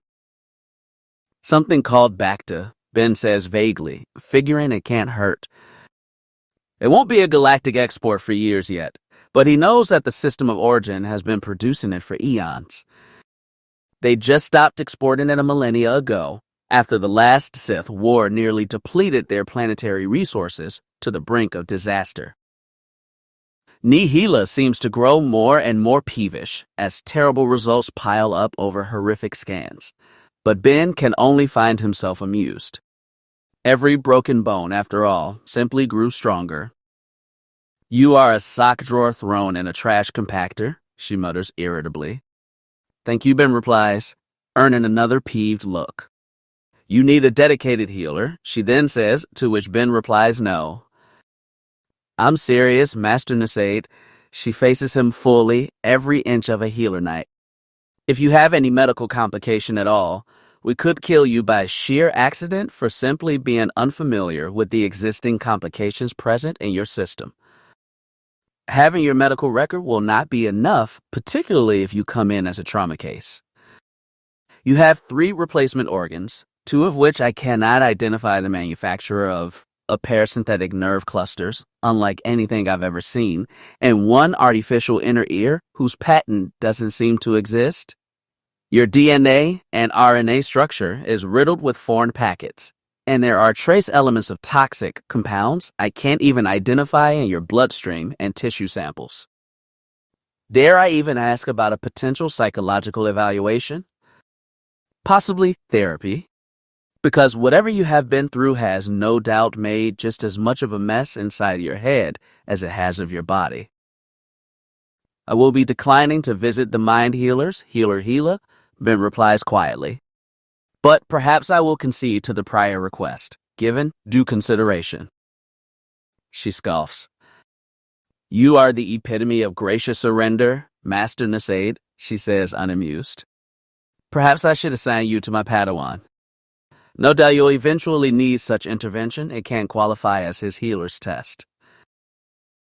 That is unkind on so many levels, Ben protests. It's done, Nihila says sharply, tapping on the pad. I've already done it. I'll introduce you as soon as he's finished surgically removing detonators from a pair of survivors. Actually, the individuals in question are companions of mine, Ben comments, earning her attentive focus. Could we not go to them as opposed to the other way around? He requests, folding his overtunic back around himself as the medical droid releases him. By all means, Nihila nods, waiting for him to slip back into his boots. Her eyes judge his clothes just as critically as the scanners judges his body, taking in the cracking soles of his boots, the sand-whipped threadbare quality of his tunics, the patched and repatched knees. Ben has a sudden trepidation about what she sees in his face. The red kettle did not have a mirror in his fresher, and Ben had never acquired one on Tatooine. Ben manages his boots and runs his fingers through his beard as he stands upright. It's longer than he prefers and scraggly for lack of grooming, and his hair brushes his shoulders because he finds it easier to tie back than cut off, particularly given that the length protects his scalp from the scorching of Tatooine's twin suns. He wonders if his appearance didn't frighten Shmi, if it didn't lend to her unease, as much as his simply being a male stranger did. Nihila guides him through the halls of healing to the surgical suits. Will it scar? He hears, in the high, tremulous tone only 3-year-olds seem to muster, and they round a doorway and see them. Shmi has her arms wrapped around herself, in a plain undyed dress but with the deep berry-colored shawl pulled around her shoulders, standing by the bio-bed. Anakin on the bio-bed was prodding at the shiny red line on his leg, his tongue sticking out. Ben, he chirps, looking up at their presence. Ben, they two it out, so I won't blow up. Wasn't my leg? Think I'd have lived if I'd run. This is perhaps the cleanest basic Ben has heard from the boy, but he's not unaware that their first few days were full of shy silence more than inability to speak. Furthermore, he and Shmi are radiating enough relief shock joy that he's amazed the youngling isn't jumping up and down just to spend the energy. Then, of course, his words process. I think I'd have lived if I'd run. The rush of black vision and white noise creeps up on him from the side, floods through, and rushes back out as quickly as it came. With Anakin's power, and Ben had judged so much on the scale of Anakin, that would have been a rage that could crush worlds. He'd felt it before, the desire to rend horrible places and the horrible people that made them to dust. He suspects that Anakin has acted on it more than once, but Ben reminds himself that innocent people tend to live there too, and pushes all the fury into pure sensation until the emotion fades and all he is left with is energy, and a clear mind with which to use it. Ben might have said, I'm glad you didn't try, but he's lived on Tatooine long enough now to know how insulting that is. Beru had told him who the unfettered were. Like Leia the Great Krayt Dragon, they broke their own chains. They were the ones who ran and gambled death rather than continue to live in bondage. I'm glad you didn't have to, Ben says instead. Me too. Anakin grins, full of delight. Master Nasaid, Nihila calls, gathering his attention. If I may introduce you to my Padawan and your future healer, Eschichius. The Padawan in question has just stepped back into the room from sterilizing himself and his equipment after their minor surgical performance. and Ben experiences a strange double vision before memory fades in the face of reality. The Panteron Padawan reminds him greatly of one young Rio Chuchi, the blue-skinned boy having similar pastel lavender hair and pale yellow eyes. Unlike Senator Chuchi, his gold tattoos form a thin line from the top of his brow to the tip of his nose, and then a series of circles below his lip. Being a healer's Padawan, his Padawan cut is far better groomed than most, and judging by the length his master has allowed it to reach, he's a healer very near his test. A healer's test was not like a knight's trials. A knight's trials tested the spirit, capability, and the faith. A healer's test challenged the will as well as the student's skill. A healer could display technical mastery and fail to push far enough to save a patient. Or worse, push too far, beyond ethics and morality and conscience, cause undue suffering to prove sheer talent in saving their patient, and fail just the same. A healer knight faced both. Being the proposed subject of this particular healer's future test, Ben wasn't entirely sure how he felt about the matter. Master. Padawan Chiaz bows to him, and Ben jerks his head in a nodding response. The Padawan has a more confident presence than the young Senator Chuchi had when he first met her, but the observing curiosity in his gaze felt just the same. I'm assigning you to be his primary healer. Under my supervision, his master states bluntly, and the Padawan jerks where he stands, eyes widening before narrowing critically, first on his master and then on his patient. Ben reaches out and Anakin happily clambers into his arms so Ben could shield himself with the boy. Ah, Essia mutters softly. I hope I won't be seeing you. Chapter 4. Padawan Bilaba doesn't bat an eye when Ben returns with the Skywalkers in tow. I've secured your ident pass and authorization codes for the temple, Master Nasaid, and you are being folded into the archives as we speak. Your clearance is unrestricted for a master of your rank, and the quartermaster has found you a room assignment if you would like to visit the storeroom and pick up your living necessities. And your clothing allowance. She adds the last without so much as a twitch, and Ben still gives her a short look for the unsubtle judgment inherent in her suggestion. She has the grace to flush faintly and hand him the datapad. Lady Shmi, would you and Anakin join me for lunch, or prefer to rest a while before venturing the temple halls? Ben asks, and is rewarded with the flat look of a mother who has sent the better of a week in a very small space. I'll escort you to one of the dining halls. Ben bows sheepishly. Do you need a guide, Master Nasaid? Depa inquires, a little hopefully. I do not, Padawan Bilaba. Ben chuckles a little. I'm afraid I have to release you back to your regular duties. As a council Padawan on a session day, that likely included a lot of sitting and waiting at the council admittance desk and sorting paperwork. Yes, Master. She bows shortly and stalks off, reminding him a little more of the woman she'll become. Ben and Shmi perform a small dance as she attempts to follow in his shadow, and he keeps slowing to allow her to walk beside him until she finally and deliberately steps hard on his heel and then walks at his elbow, Anakin in her arms. They call you Master, she says quietly, her jaw set in her grip on Anakin, a fierce one. It is a rank. Among the Jedi, we proceed through a series of titles, given our age and experience and wisdom, Ben explains. Our youngest are Cretchlings, until they are old enough for formal classes and tutelage, and then they become initiates. Initiates chosen by a teacher within the order become Padawan learners, and those who are not entered the service corps to receive technical training for various fields, depending on their talents.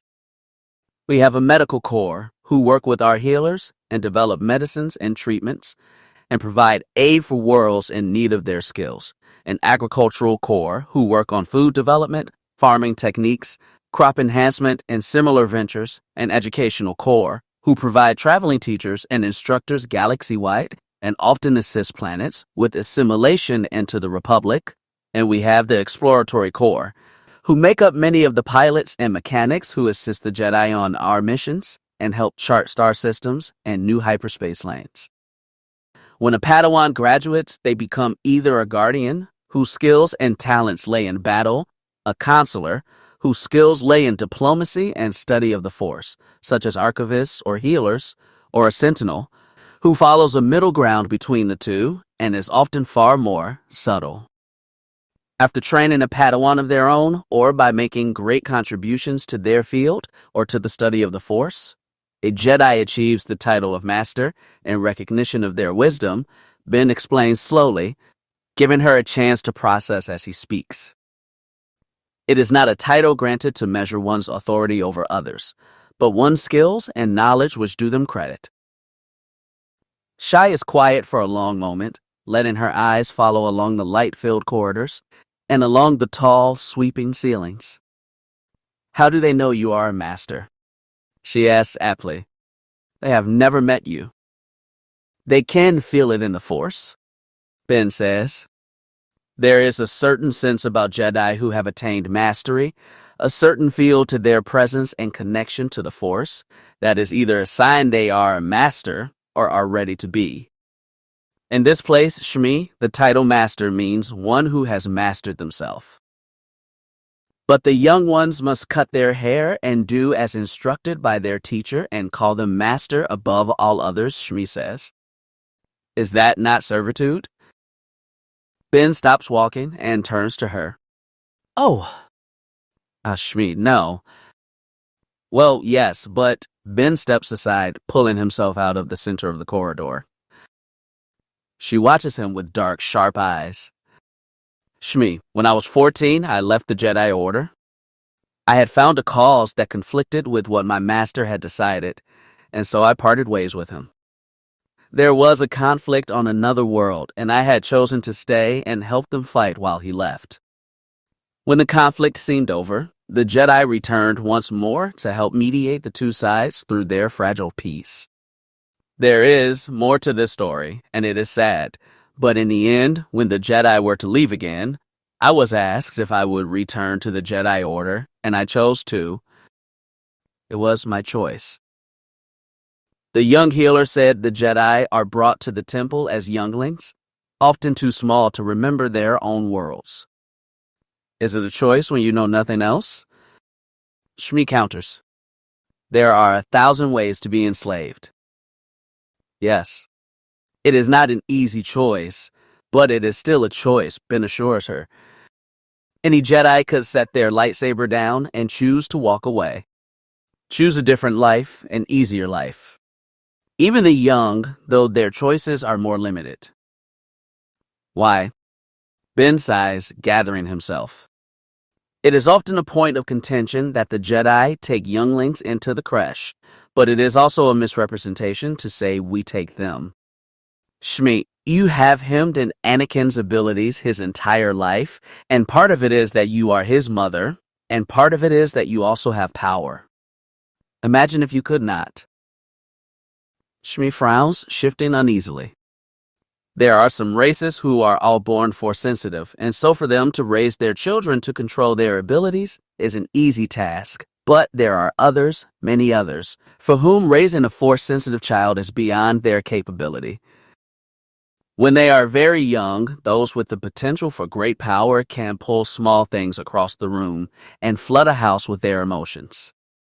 By the time they can walk and run and speak, they are often capable of breaking things without touching them, of lashing out with enough strength to knock a full-grown adult over.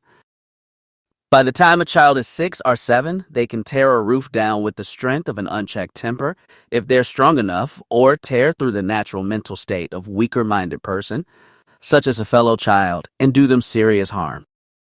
Ben knows Anakin was far, far stronger than that, and at 10, the council treated him very poorly for it. We take in children who are very young, so that they can be trained very young, so that they don't hurt others or themselves with their abilities. It may seem unkind, but it is necessary. Children who are not found early in life are often referred, if necessary, to one of the service corps, so that they can be taught some control over their abilities, or they are referred a tutor from the Education Corps, who can visit their home and teach them and their family certain techniques for honing their capabilities and for curbing their accidents. Adults who are self-trained are generally referred to as rogue force users, and many of them are dangerous because their abilities can so easily be turned towards less civilized purposes. Shmi thinks that over, smoothing down Anakin's hair, and eventually nods. So as to why a youngling's choices are more limited, it is because, in effect, the Jedi have become their parents. And once they are turned over to the temple, we are responsible for them until they reach their species majority.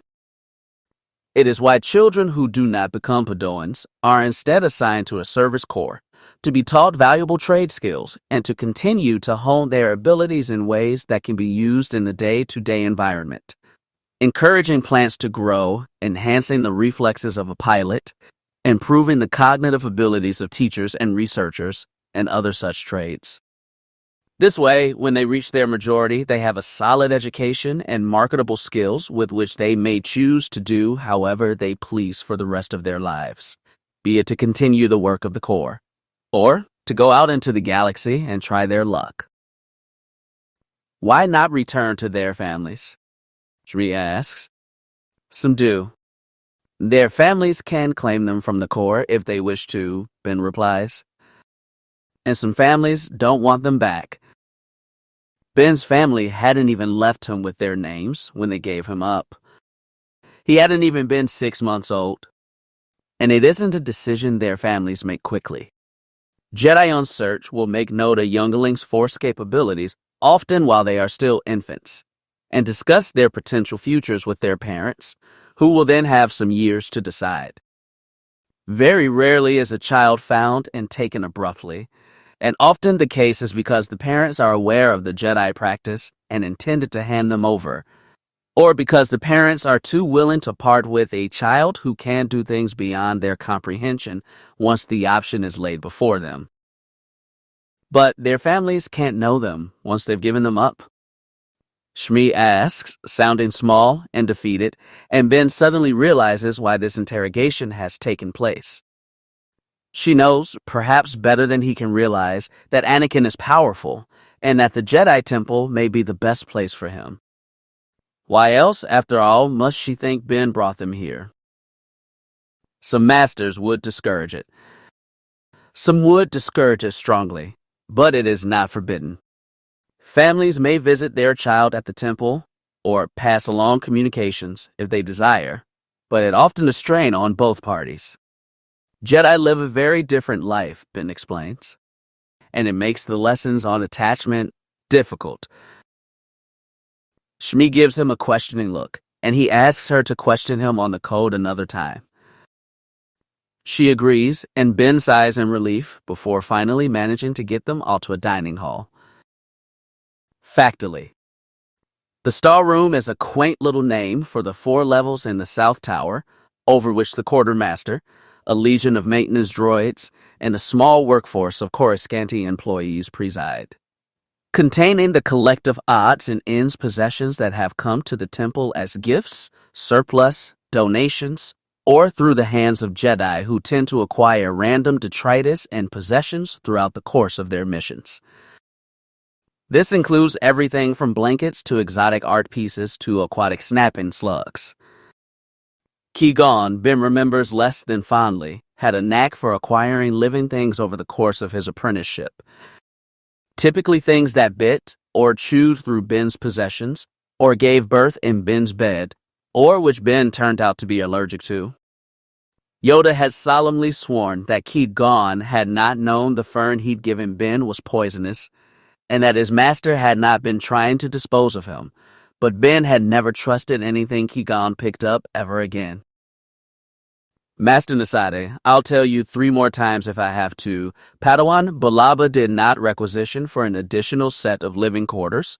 Quartermaster, the Thaw Irsum said nasally, the unusually skinny Bisalisk flapping out 4 hands.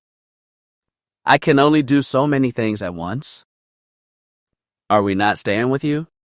Shmi inquired hesitantly, trying to keep hold of Anakin's hand as the little boy attempted to dart away to explore the maze of shelving stacks beyond them and all the treasures they held. "I had thought you might prefer your privacy, Lady Shmi," Ben says softly, matching her quiet tones out of habit. "It hasn't escaped my notice that I make you uncomfortable." "You will not hurt me," she says with a certain finality that surprises him. For a moment, he can see her real face, resolved and determined. "I do not want to hide away because I am afraid." "I do not want to be afraid," she tells him. "And you are a good man for Anakin to follow. We should stay with you." Shmi pauses and affirms to herself that it is her choice to make. "We will stay with you if there is room for us." She looks at the quartermaster, who flaps his lower hands again and shrugs his upper shoulders. He's assigned a master suite. "It's got a Padawan room in it," the quartermaster says. Ben, meanwhile, has turned away from Shmi and pressed a hand to his face, because she cannot know what she has said, cannot have cut deeper into the things that wound him most if she had tried. "Anakin." Shmi clips shortly, and Ben turns. Because Shmi does not shout, slaves do not raise their voices, but all the slave mothers knew how to make them carry. Sure enough, the youngling has finally wriggled free and darted off into the mezzanine of stuff. Ben jolts forward after the boy, who shrieks when he realizes he's being chased and starts running faster, giggling the whole time, dancing around corners and scrambling over a cleaning droid and diving into a pile of decorative cushions before Ben manages to dig him out. Come out, little mouse." Ben teases, catching him by a kicking foot as he tries to burrow deeper into the pillows. "No!" Anakin whines and then shrieks when Ben tickles his little foot and surrenders, letting Ben pull him from the pile, though he comes up clutching an egg-shaped, beaded blue pillow and a sausage-shaped yellow one, with tassels on the ends. "Mine," Anakin declares, clutching them to his little chest. "If you wish," Ben agrees, scooping the boy up into the crook of an arm before carrying him back towards his mother, who had been lent a luggage droid, which clomps along in her wake as she followed their path. Ben swings Anakin around in an arc and then deposits him and his cushions in the cart on the droid's back. "Is he allowed to take those?" Shmi asks worriedly. "Oh yes, we're allowed to take anything from the storeroom to furnish our quarters, so long as we allow the quartermaster to review the inventory. Jedi do not own anything personally, and so it will all be returned here when we no longer need it. And the inventory is so they know you do not steal things to keep," Shmi guesses. "Oh no." Ben chuckles. "The inventory is because some clumsy Padawan once displaced the crown of the royal house of Alderaan in among the Jedi's collective possessions, where it apparently remained for 5 years before discovery. We pick up the oddest things." Shmi smiles, though her brow wrinkles in confusion. They are shortly retrieved by a quartermaster's assistant, one of the Coruscanti employees possessing a datapad and a learned sense of direction among the stacks. The green-skinned Twi'lek assists them in acquiring a box of soaps, lotion, and oils for their respective grooming needs, as well as towels and sheets, which were simply ordered from a textile printer, and then refused to leave the textile printers without haranguing Ben into acquiring new clothes, after Shmi had begged off, citing that she had recently purchased her own. "Come on, Master, you can't keep going around the great Jedi temple looking like a raggedy backwater hermit." The Twi'lek grinned brightly. "Pick a color." "Brown," Ben said flatly. "Pick a different color."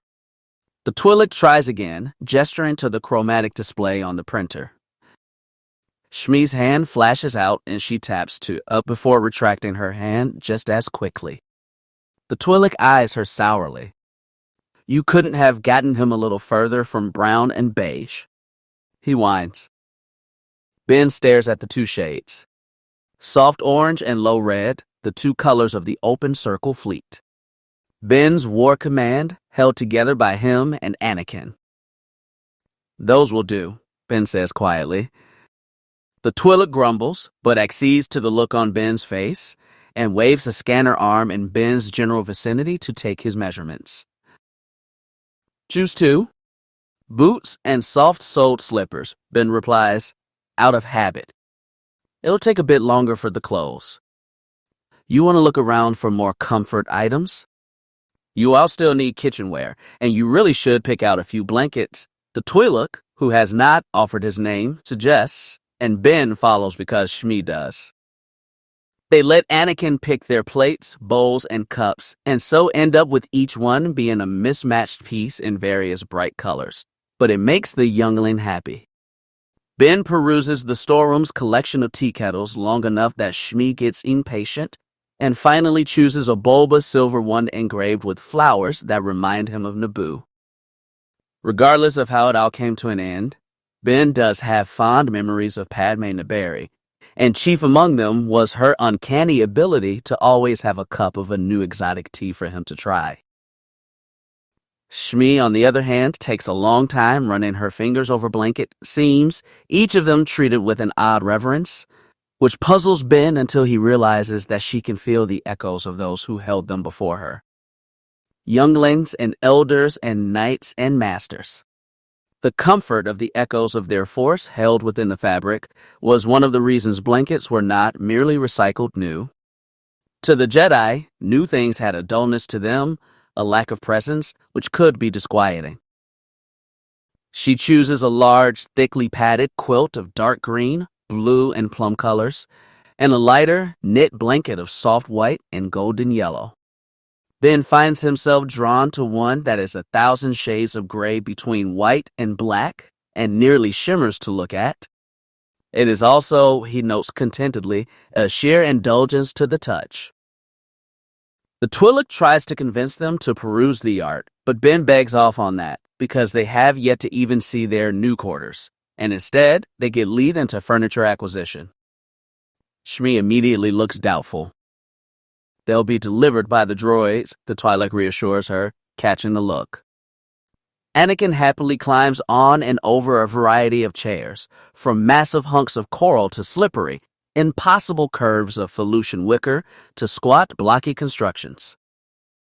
Both Ben and Shmi find themselves particularly taken with the low round table of pure gleaming white quartz, with the same vague design as a mushroom, and then spend an hour trying to find compatible seats, which in the end result in kneeling cushions and a small stool for Anakin, as nothing else was quite the right height. By the time they are even considering a couch or even a shelving unit, Anakin has clearly worn himself out of energy and is now cranky and tired, and so they forego further exploration and hurry back to the quartermaster's office, collecting Ben's new parcel of clothes on the way.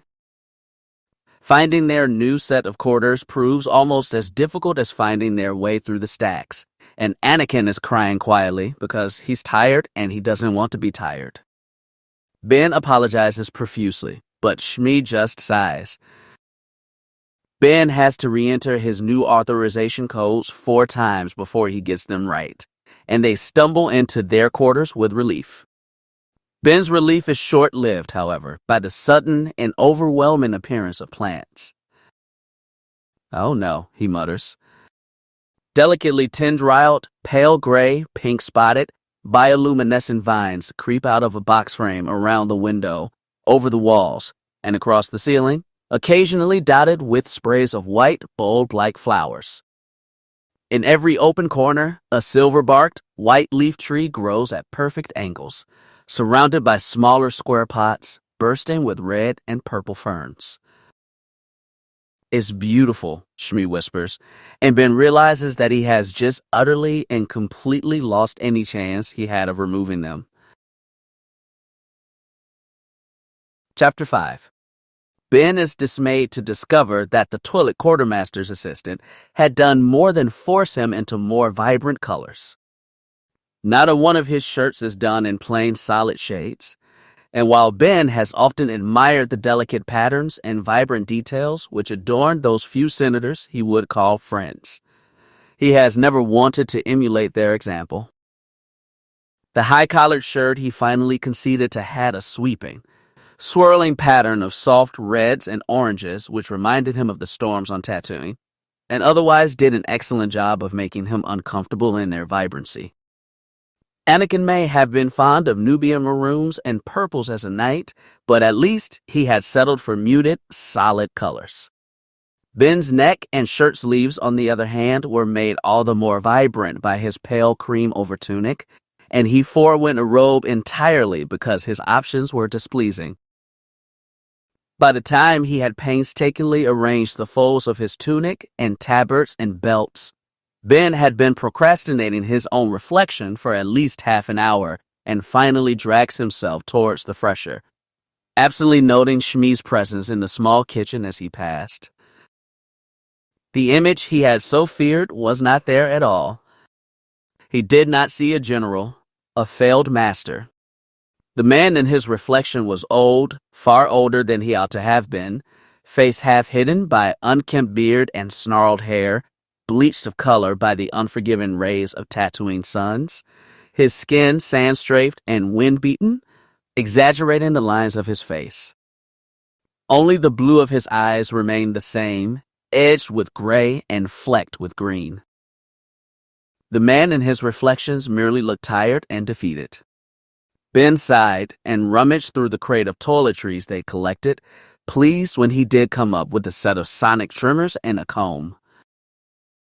It seems 4 years is not long enough to forget the familiar motion of grooming his beard to its preferred length from the Clone Wars, remembering the gentle brush of Satine's fingers, and her wistful comment that it hid too much of his face. That was precisely the point. He'd been a too young knight with a too old Padawan, and by the time Anakin had hit his growth spurt, the beard had been necessary to help discern between the ages of the student and the teacher. Pulling a comb through his tangled hair without the assistance of electrostatic is difficult and rather painful. But Ben grits his teeth and does it because he hadn't even thought about grooming supplies while they had been in the storeroom beyond the most basic. Trimming his hair is a more tedious affair, as cutting it short would only remind him too much of the wars. Instead, he cuts it back to the length he'd worn before the galaxy fell to pieces, and in doing so removes much of the frayed, bleached-out color which had aged him so, returning his hair to his natural cinnamon. Ben cleans his face and neck with the towel, and when he looks again, he can actually recognize the man looking back at him, beaten down, but not so utterly without hope, and not so terribly old and frail for his years.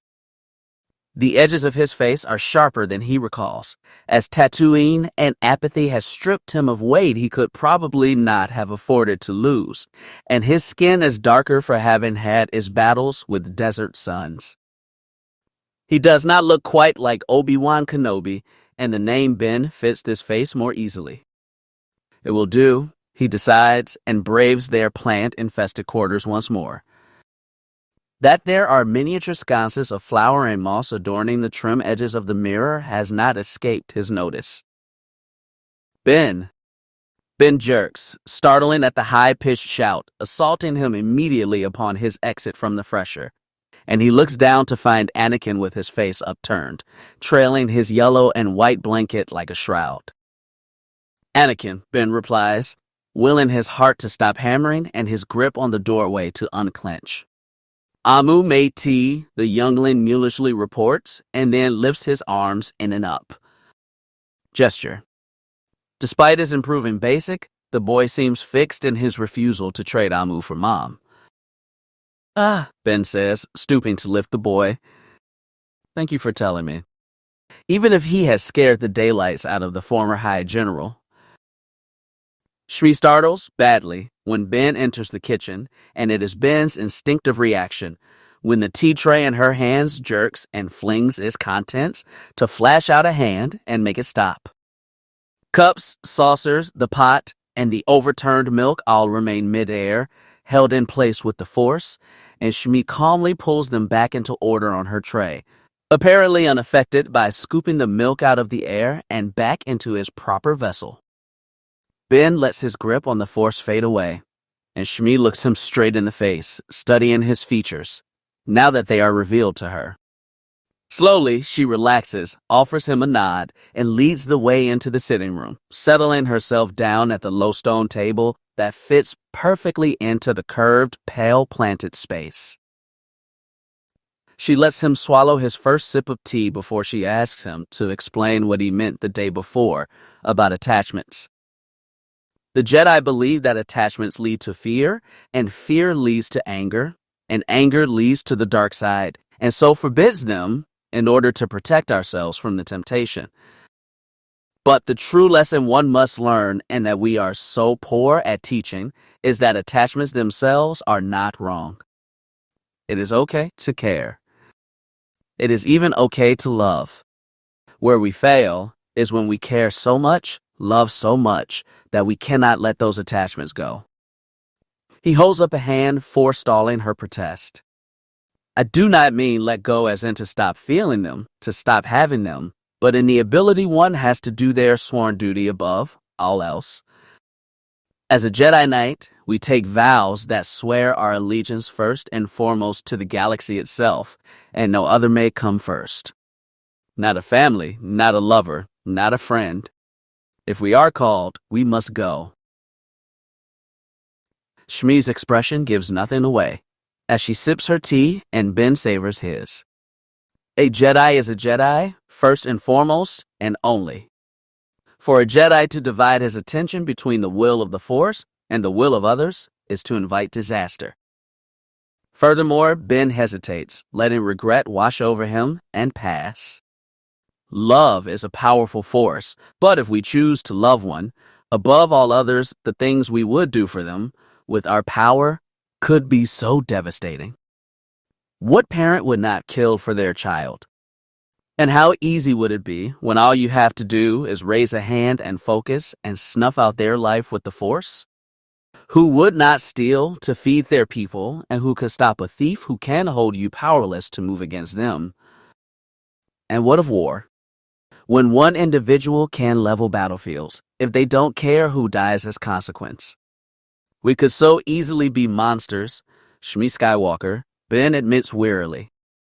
It is why we are sworn to peace, why we sacrifice so much, and why we give our hearts to a galaxy at large that never quite seems to give them back. We must learn to let go, or risk crushing those precious things we try to so tightly hold on to. I love my son, Shmi tells him, after reflecting on what he has told her. But if you could not have freed us both, I would have let him go. It would break my heart and crush my soul, but I would have let him go. This I understand. She is quiet a moment and continues. I hate them. The ones who hurt us. The Dupur who enslaved us. The ones who were free and did nothing to help us. There was so much out there, and we had so very little. I hate, and it is a part of who I am, Shmi explains slowly. But I did not teach this to Anakin. Hate would keep him alive, as it has kept me alive and many others. It is stronger than hope for most of our people. But I did not teach him hate. It is a lesson he will learn from the world, but for me, I wanted him to know love. I tried to teach him compassion. To share what little we have, to accept kindness, and know when not to accept kindness, because sometimes it comes with a price, and that price can be more than a soul can bear. The Slavers have power. Shmi shivers at the memory. And Anakin has power. I knew one day he would not be contained, and I could not protect him. So if I could give him so little in his life, I wish to give him one thing. We are not Slavers. We do not act like them. They are greedy and cruel and care nothing for others. I was afraid of what he could be, Shmi admits, while Anakin nibbles on a bread ration and watches them curiously, not understanding their conversation. This is what the Jedi fear too, is it not? You fear what you could be. Yes, Ben tells her. Factily. As tea and leftover travel rations are the only thing they have stocked in their cupboards. The trio once more venture out into the temple, and Ben tries to cross-navigate to the nearest dining hall, because he has lived on the other side of the temple all his life, and the new room assignment feels backwards. Anakin is dressed in the same soft white clothes all the Crushlings share, and Shmi has a green shawl wrapped around another undyed gray dress. He wants to take them to the room of 1,000 fountain after breakfast because the uniformity of a cityscape like Coruscant is not dramatically different from the uniformity of a desert world, and Ben wants to show them that there is more to the galaxy. He wants to let them explore ponds and gardens and see a waterfall for the first time. Ben is preoccupied with this rather pleasant thought, and so does not sense what lies before him as he guides his charges into the dining hall. I don't want to say goodbye, Obi-Wan. Bant sniffles, the pink Mon Calamari's bass voice carrying. You shouldn't be leaving. It's not fair. No night will take me, Obi-Wan mutters. Master Yoda says it's only the will of the Force and that my talents lie elsewhere. I know what he means. I'm useless. No one is useless, Shmi says swiftly and firmly, stepping aside and laying a gentle hand on the boy's shoulder. She's a young woman when she isn't hiding, and she is never not hiding, but she is a slave mother, and slave mothers followed our Amu. Our children were their children. You are a person, and you have value, as all people do. The initiate startled, looking nervous, and contrite over their topic of conversation.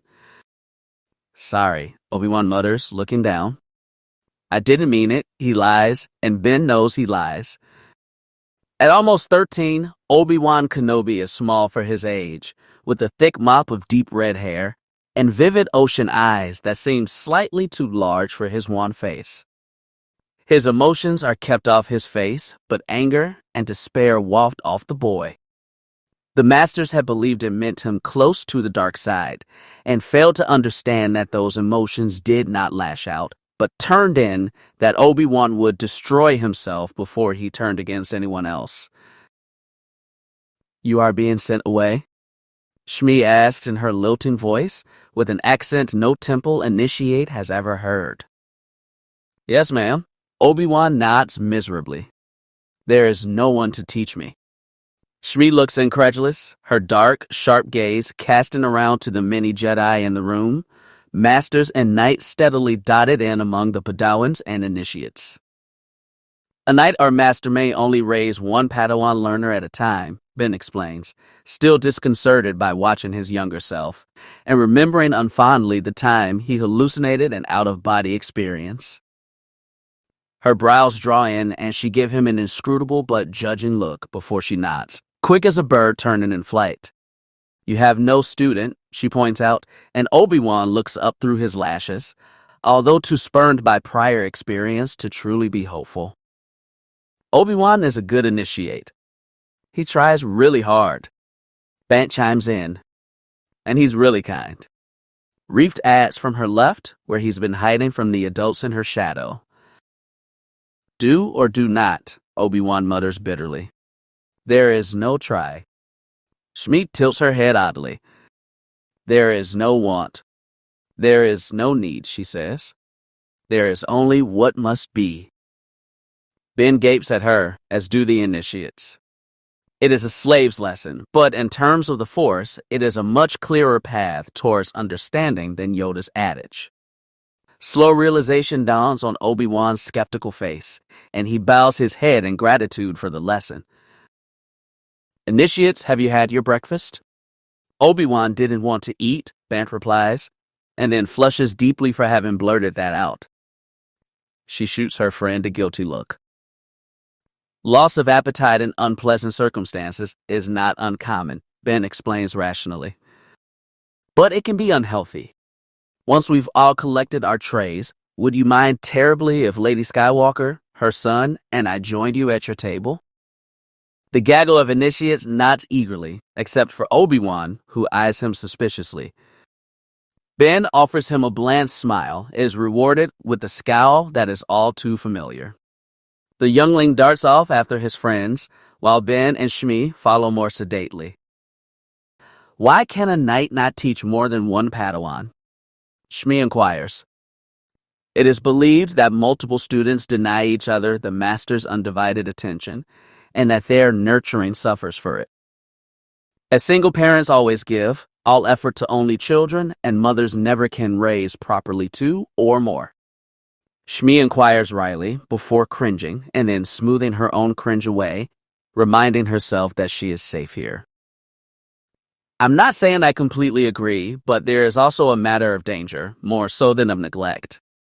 In the field, it can be difficult to keep track of and protect a single Padawan who is less experienced and more vulnerable. Trying to shield more than one student and anyone else whose safety may be your responsibility is a lot to ask of anyone, Ben explains, knowing without doubt that had Qui-Gon had another apprentice alongside Ben, it is unlikely both of them would have survived to knighthood. And that is not even considering that competition between a single master's Padawans could end poorly for all three parties. The rivalry of the young can have disastrous consequences, and that's even when the adult in the room is not encouraging it. Xanatas hadn't been Qui-Gon's apprentice in more than a decade when Qui-Gon became his master, and yet Ben had never escaped the older Padawan's shadow. Then why not allow the addition of a younger Padawan, only to those whose Padawans are nearly knights? Shmi counters. Or whose assignments are not nearly so dangerous. It has been argued, Ben replies neutrally. They reach the line and drop the discussion in favor of attempting to serve themselves dishes of digestive compatibility. Ben does not comment on Shmi's choice of pan-fried grubs, and she does not judge him for putting no less than 3 cups of calf on his tray, considering he's already had 2 cups of tea. They join the initiates, Anakin wiggling his way out of his mother's grip to scoot along the bench seat and carefully pick up one berry at a time out of the bowl on his mother's tray to eat it. Are you an ambassador, Lady Shmi? Garen inquires politely, the human boy having served himself mostly pudding. Shmi blinks at the question. So does Ben.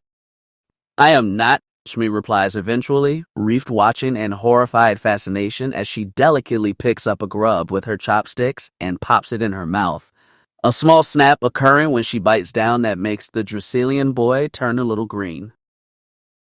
Is your son going to join the creche? Bant inquires. Is that why you're here? I have not decided, Shmi replies, though she looks worried of her response. We are here because Jedi Nasaid has helped us. Were you in trouble? Garen perks up. Was it pirates? Anakin has managed to scoot himself down the bench until he is across from Obi-Wan, who is staring mulishly at the single muffin on his plate with an air of dejection. Slowly, in what he apparently considers to be sneaky, Anakin reaches over the table and pries one of the green berries out of the muffin and then hurriedly crams it in his mouth. Obi-Wan's brow crinkles and then his lips twitch a little towards a smile. And Anakin does it again. Slowly, all the while staring back at Obi-Wan with wide, totally innocent eyes. We were slaves and Jedi Nasaid has brought us to freedom, Shmi answers them, nothing of her feelings in her voice. Oh, Garen gulps, fidgeting awkwardly as he tries to think of something adequate to say to that. Slavery is evil, Bant declares. And I'm glad you are with us now. Shmi smiles at the girl. So am I. Ben knows he has been outmaneuvered by fate at the reminder of what awaits Obi-Wan, if he goes. Qui-Gon Jinn's ultimate retraction of his utter determination to deny the boy his apprenticeship aside, what Obi-Wan faced in those short few weeks, emotionally and physically, was his first and worst trial. It left him with insecurities and doubts that would never leave, and an unerring tendency towards self-sacrifice and self-destruction, which had fractured his relationships with Qui-Gon, with Anakin, with Ahsoka, with Satine, more than once. Initiate Kenobi, Ben calls softly, making the boy's head jerk up. There is no easy path to knighthood, no guarantee of success, and I will be honest and inform you that I will likely fail to be what you would wish for in a master, in a Jedi, and in a man. But I can swear to teach you the lessons that you will need for what is to come, if you listen and if you can bear them." The boy's mouth has dropped open and snapped shut, and Ben has his full attention. "Initiate Kenobi, would you assent to accept my teachings and become my Padawan learner?" Everyone else at the table is dead quiet, and Obi-Wan's nose flares as he sucks in a deep breath and lets it out in a rush that slumps his shoulders. "I would honor Master Nasaid," Obi-Wan says gratefully, standing up so he can bow. "Master Nasade," Mace Windu clips out, waiting outside the council chamber. "Would you care to explain?" Ben smirks, and he can't help the perverse pleasure he still derives from driving this man up the wall. "I've taken Obi-Wan Kenobi as my Padawan learner." "Obi-Wan Kenobi," Mace says flatly. What kind of self-serving machinations do you have?" "Not self-serving." Ben cuts him off, tilting a sharp hand as he would in any briefing with Cody, cutting silence into the room. "I will ask of him more than any other master would dare, and demand more than he'll believe he can give. But he will become who he needs to be, hopefully with a few less tragedies." Mace points a finger in his face. "Training yourself? That's cheating. On so many levels." "Dark days lie ahead, Master Windu." Ben shrugs. "We must take what we can." Factily. Obi-Wan, in a span of hours, has shed his doubt like so much dust, and now shone like a beacon while he laughs, splashing with Anakin in one of the shallowest pools, while Shmi walked in wonder among the nearest gardens, one eye always on her son. Ben himself settled on the edge of a larger pool, listening to the water lap quietly behind him, and to the echoes of Anakin's bright laughter bouncing off the walls, and to the quiet hum of life growing life that was all the growing things in the gardens. Senator Sheev Palpatine is already the elected representative of Naboo, is already amassing power in the Galactic Senate, and has a reputation for his generosity and his determination. He's right there, just within reach, and Ben can't touch him. For two reasons. The first, Ben is not strong enough to defeat Darth Sidious even now. He knows this in his bones. In the cold whispers, the Force curls into his ears. Not yet. Not alone. The second, Ben does not know exactly when Darth Sidious slew his predecessor and became the Sith Master. Sidious, at least, is known to him. Ben does not dare challenge whomever his master had been. He does not know yet when he can act, but he has an idea of how to figure it out. If he can track down Maul, he can observe his progress. But that means going to Dathomir, and that has its own perils. The Night Sisters are not to be trifled with, and there is much more he can get from them than the path of his old adversary. In time. Particularly given that Ben has just put himself on a very precarious path, and he is not on it alone. Ben settles his twisting thoughts into true meditation as he feels Shmi join him. His muscles gently relax and his senses expand. Her presence is more mirage than real, but like heat on the sands, Ben can still feel it, gently skimming just along the edges of his own. Ben lets his sense of self sink into the gardens, into the thirst-light bloom of the nearest tree, into the warm soil and cool water, and the peace that suffuses this part of the temple most strongly. Together they curl around Obi-Wan and Anakin's brilliant lights in the Force, touching their joy and the ease of childhood, expanding into the temple itself, into the echoes of memory upon memory of Force sensitives imprinted on the very walls. They let themselves drift, the tight hold of quiet and shadow that Shmi has wrapped around herself loosening its hold, letting out glimpses of her shining presence, like a spring bursting from the sands. There is a spike of worry from Obi-Wan that draws Ben back into himself, gently encouraging Shmi to continue to rest in her senses, to let herself drift in the Force and feel. When Ben finally recognizes his own heartbeat well enough to open his eyes, he finds that he and Shmi have been joined by Masters Yoda, Plo Koon, and Shakti. Plo Koon has released his senses and is meditating peacefully, but Yoda's mind is on the here and now, and he is watching Ben. Shakti's eyes are closed, but there is an open curiosity about her as she carefully reaches out to meet Shmi in the Force. The young woman startles and the shadows pull in, muffling her presence once more. Shakti withdraws in the Force, radiating quiet apology, but when her eyes open, there is something deeply contemplative in their silver depths. She closes them again after a moment and sinks into true meditation. Ben lifts a brow at Master Yoda. Serene, you too were. Feel it, half the temple can. Loud, you are. He glances at Obi-Wan, who is trying valiantly to demonstrate to a toddler the concept of paddling. Loud, you always have been. Most of his life, Ben had been told to tighten his shields because he was one of the loudest broadcasters in the Order, even over Anakin. The ability to mentally deafen anyone not suitably buffered had not endeared him to any potential masters either. Force knows Ki-Gon has stifled their connection whenever he projected too much. With the proper bond, he and Obi-Wan would probably be able to hear each other from opposite sides of a planet, which was a boon he had not previously considered. Is there something I can do for you, Master Yoda? Ben inquires politely. If a master you have chosen to be duties you must attend to, much demand there is for talent such as yours. A new Padawan you have. Convenient this is. Yoda says, pinning Ben with his 1,000-parsec stare. A new lightsaber your Padawan needs. A new lightsaber you should acquire. Go to Ilum, Squall Clan must. Need a chaperone, they do. You're assigning me to a training mission? Ben asks incredulously. To Ilum? What about? He glances over at Shmi, who is once more immersed in the Force. Look after the Skywalkers. We shall. Well, they will be. Learn without you, they will, and good, that is.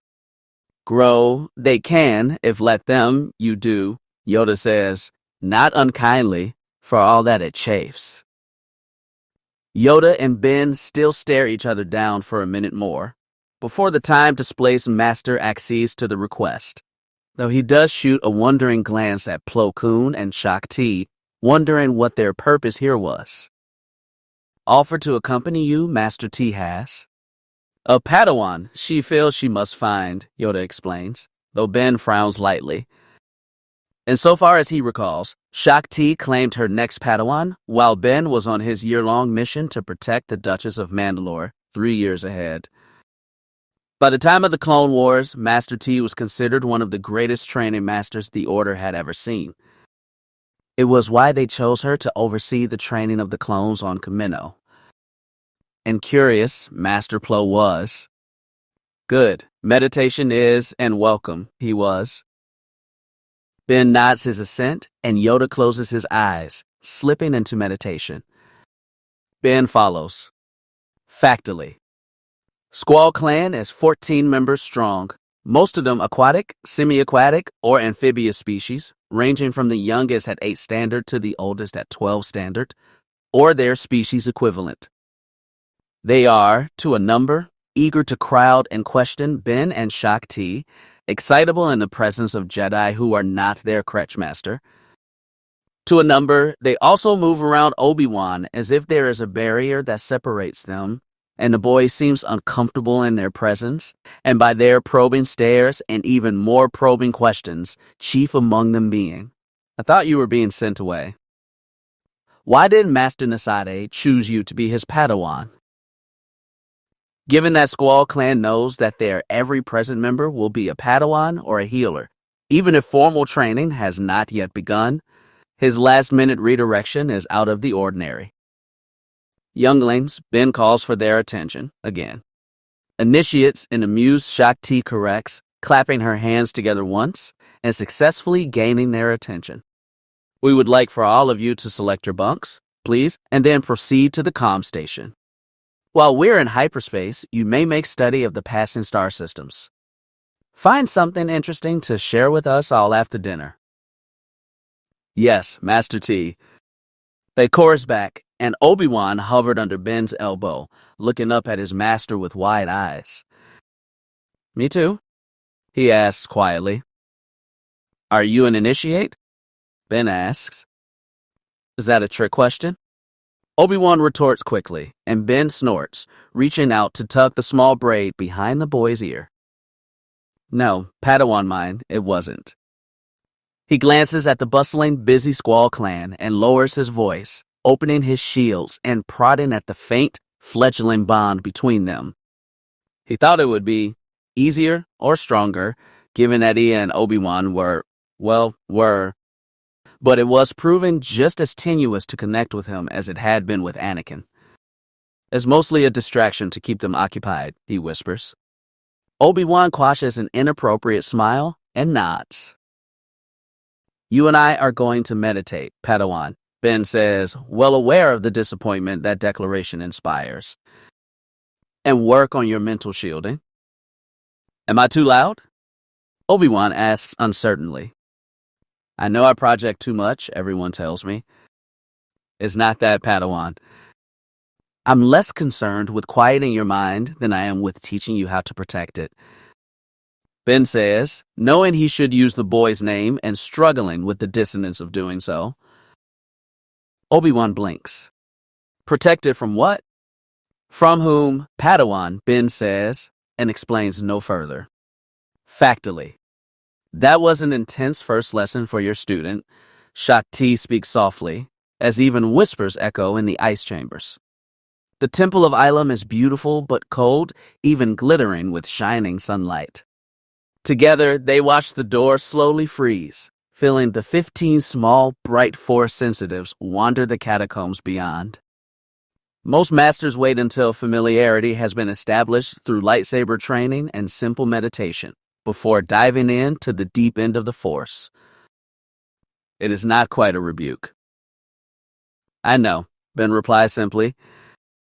Shakti's curious gaze holds against his face for a moment longer, and then she nods, just as simply. Master Yoda says you're looking for a Padawan. Ben says minutes or hours later.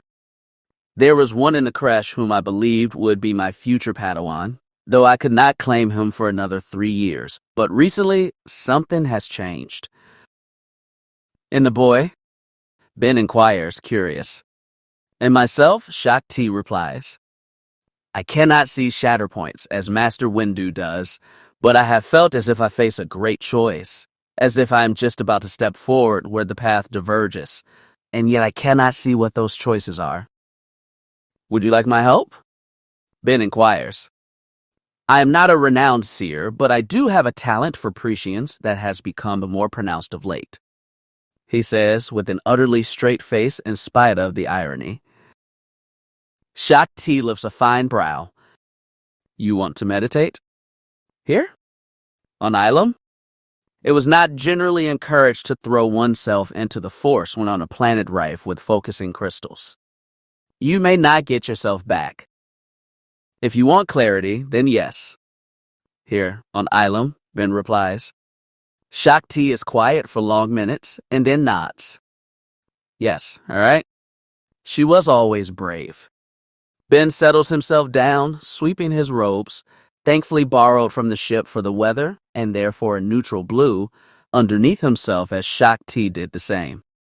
They face each other, knees only just far apart not to touch, and Ben studies her face as she sinks into meditation, focusing her thoughts on that precipice she senses looming.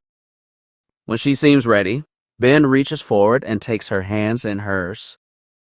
She startles, a bright streak of alarm, and then settles, determined as he lets himself fall away into the Force, concerned only with the point of connection between them. It starts as vague, blurred flashes, storms of rain over a violent sea, a dark jungle night, and Shakti's voice in the darkness. Be brave sand, the hum of hundreds of lit sabers, and the rattling roar of an amphitheater. A dozen upturned faces reaching up towards a hollow projection. It settles like walking through a fog into clear day. A young man wearing no braid, twirling a green saber, pacing himself through a set of katas on the grassy ledge of a cliff, grinning as his master walks up the hill to join him. "How is my sister Padawan, Master T?" He smiles, flush with an easy confidence, radiating strength and surety in the Force. There are pitted scars across one cheek and over his hands, and the weight of experience crinkling the edges of his eyes, for all that he is still young. Birds swirl in the open air, gliding on the drafts the cliffside creates. "She is contrary," Shakti replies, igniting her saber and posing to face him. They fall into an easy twirl of sabers, familiar, comforting, but harsh, quick, and rigid in a way the temple does not teach, but the battlefield does. There is conflict in her that she does not understand. "Then she is lucky," he replies softly, "for she has the greatest training master in the order to see her through it." Shakti laughs, but her words are sad. "Even I am not infallible. None of us are, for all that we wish we could be." She draws in a sharp breath, blocking a powerful strike before shunting it away. But the first lesson remains, she recites, and he echoes her with a soft smile. Trust in the Force. The path shifts, another choice made, and they are standing in dust, the taste of smoke in the air, and Shakti is coming up behind a woman with brown hair styled in 3 braids, with twin saber hilts at the low of her back, oddly notched and perfectly parallel. Her presence in the Force is quiet but vast. "How does it feel?" Shakti asks, coming to stand beside her. "To be a freed woman on a freed world?" The woman replies, and Shakti does not recognize her then, but Ben does. Her face, her true face, is tilted towards the sky, tears running clear, but she wears a smile. "For the first time in my life, I believe I know peace." Shakti reaches out and takes the woman's hand. "I am proud of you, Shmi." "Thank you, Master," Shmi says, the word packed with a history of meaning, "for being here." "Mom!" A young man calls, blonde hair flashing gold in the sunlight as he dashes forward and swoops Shmi up, spinning her around. "We did it, Mom, we did it." He grins, soot-streaked and dusty, and grinning from ear to ear. "Padawan Skywalker," Shakti says dryly, standing just out of range of being hugged. Anakin lowers his mother back to her own feet and looks only a little abashed. "Grandmaster T." He greets, and then his gaze drops deliberately to both her elbows. "Your Padawans are missing," he exclaims with dramatic exaggeration. "I'm sure they aren't," Shakti says, looking quietly amused. "I'll go make sure they're not in trouble. It's still a bit of a riot out here." He flashes a cheeky grin, kisses his mother's cheek, and dashes off. "They are less trouble together than you are alone, Anakin Skywalker." His mother calls after him, and he laughs. They are abruptly back on Ilum, where it is, in stark contrast to the place of their vision, unmitigatably cold, the Force is ringing in their ears, and there are 3 self-satisfied initiates hovering around them with curious gazes. Ben rises, helping Shakti to her feet. She meets his gaze when they are both standing, and there is a depth of wonder there. "Padawans," she repeats the plural, intrigued and unsettled. "I think claiming Anakin as your grandpadawan because his mother was your Padawan is cheating. That boy is not of your lineage," Ben grumbles, a sly smile curled at the edge of his mouth. She shoots him a short look. "Is that so?" She inquires archly, amused, and then again still shocked. "Padawans." "Masters?" A little Nautilon boy inquires, breaking up their reverie and calling their attention back to their duties, as the initiates exclaim over their journey in the caves, and they wait for the others to arrive. "Shmi Skywalker is already an adult herself, and a mother," Shakti says later, quietly, as they wait for the last few to return. Obi-Wan has still not found his crystal, and Ben, who finds a wall of ice to be no challenge, will enter once all the younglings have succeeded. Ben says nothing in response. Shakti must decide this for herself. Obi-Wan comes out last, carrying the youngest member of Squall Clan on his back, the girl clutching her crystal victoriously, but also sporting a very swollen, sprained ankle. Shakti immediately sweeps the girl up, directing Squall Clan to fall in line and follow her back to the ship. Ben hangs back with his Padawan. "Did you find what you needed?" Ben inquires. Obi-Wan looks up uncertainly and lifts his palm, slowly uncurling his fingers. "I found it, but it is split in two," he says, revealing the two cleaved halves of crystal. Ben lifts a brow and carefully picks up the pieces, holding them up to what remains of the light. One refracts a bright ice blue sheen, which is familiar to him, but the other half is shaded slightly green. He's curious to see what color it will bring out in the blade. Multi-crystal blades are not generally built until knighthood, Ben comments. But with the proper regulators, I see no harm in building one now, so long as you are responsible. We'll merely have to work harder on your connection with the Force. You'll need to advance quickly. Obi-Wan is wide-eyed by the time he's finished speaking, but he nods and retakes the crystals, looking fiercely determined. The naivety of it almost hurts to look at, and so Ben clasps his Padawan on the shoulder and then moves beyond him to enter the cave. Factily, the lake. The Karkandam Lake, a fucking course. Ben had been walking along the dark corridors, listening to the ice shift, when suddenly it gave way beneath him, shooting him down a dark slough and right into icy water, and there, below him, shining like a gem, was his crystal. At the bottom, Criffet. Ben forced his shocked, numb limbs to move and swim, chest burning because he hadn't had time to pull in a breath to hold before his unceremonious dunking. It reminded him too much of Utapau, of the sudden plunge and the dying death dead that screamed in the Force and never stopped. That hurt and devastated and had him wondering if it wouldn't be better to join them. All those lights going out, to just open his lungs and drown. He didn't do it then. He won't give up and do it now. His fingers close around the crystal and his boots sink into the sandy bottom as he pushes off, kicking up into pure blackness until something finally slammed down on his head. Water flooded his mouth and nose, and he panicked before he reined it in and pressed him free hand to the ice above him. Only it wasn't ice. It was a stone, and it bit back at his fingers and refused to budge. Ben pushes his senses, as best he could given the white noise slowly consuming all rational thought, at the burning pressure in his jerking lungs, demanding he open his mouth and breath except there was only water. There is no ice, easily breakable. Above him, stone stretches in all directions, unyielding, and Ben slams his first against it once, twice. There is no way out. Ben feels fury rise up, despair, hate, all the black and vile things that haunted him since Mustafar. And if he was honest, long before that, all the things that crowded his every defeat, that mocked his every failure. That crooned so sweetly, "Give up, give in to me, I'll ease your pain, I'll crush your enemies, use me." Except Anakin had done that and destroyed everything he'd ever loved. "I'll find a way," Ben swore. He had been given a chance.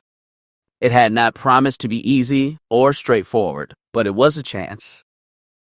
Ben pushed into the stone and kept pushing, not with his hand, but with everything that he was, all his hopes and nightmares and everything he had and everything he has sacrificed, and what was mere stone compared to that. The world rumbled and great chunks fell from above him, occasionally catching his shoulder or side as he propelled himself up and finally broke surface, gasping and scrabbling with his fingernails for a solid edge to hold on to. Ben laughed when he had air in his lungs, relieved and drained, and kicked at the water until he could heave himself up onto the shelf and drag himself back out of the catacombs. Shakti's expression when he arrived half frozen, quite literally, and supported by his Padawan was to be cherished. And Ben didn't realize until she pried it out of his flesh that he picked up a second crystal of his own when he decided to punch the stone ceiling. The rest of their journey is luckily without any major revelation or accident, and Shakti and Professor Wu do a marvelous job of corralling the initiates well enough that Ben can focus on assisting Obi-Wan as he built a multi-crystal blade. The hilt will be longer than the boy is used to, but he'll grow into it with time. The casing will no doubt need to be resized twice before he's fully grown.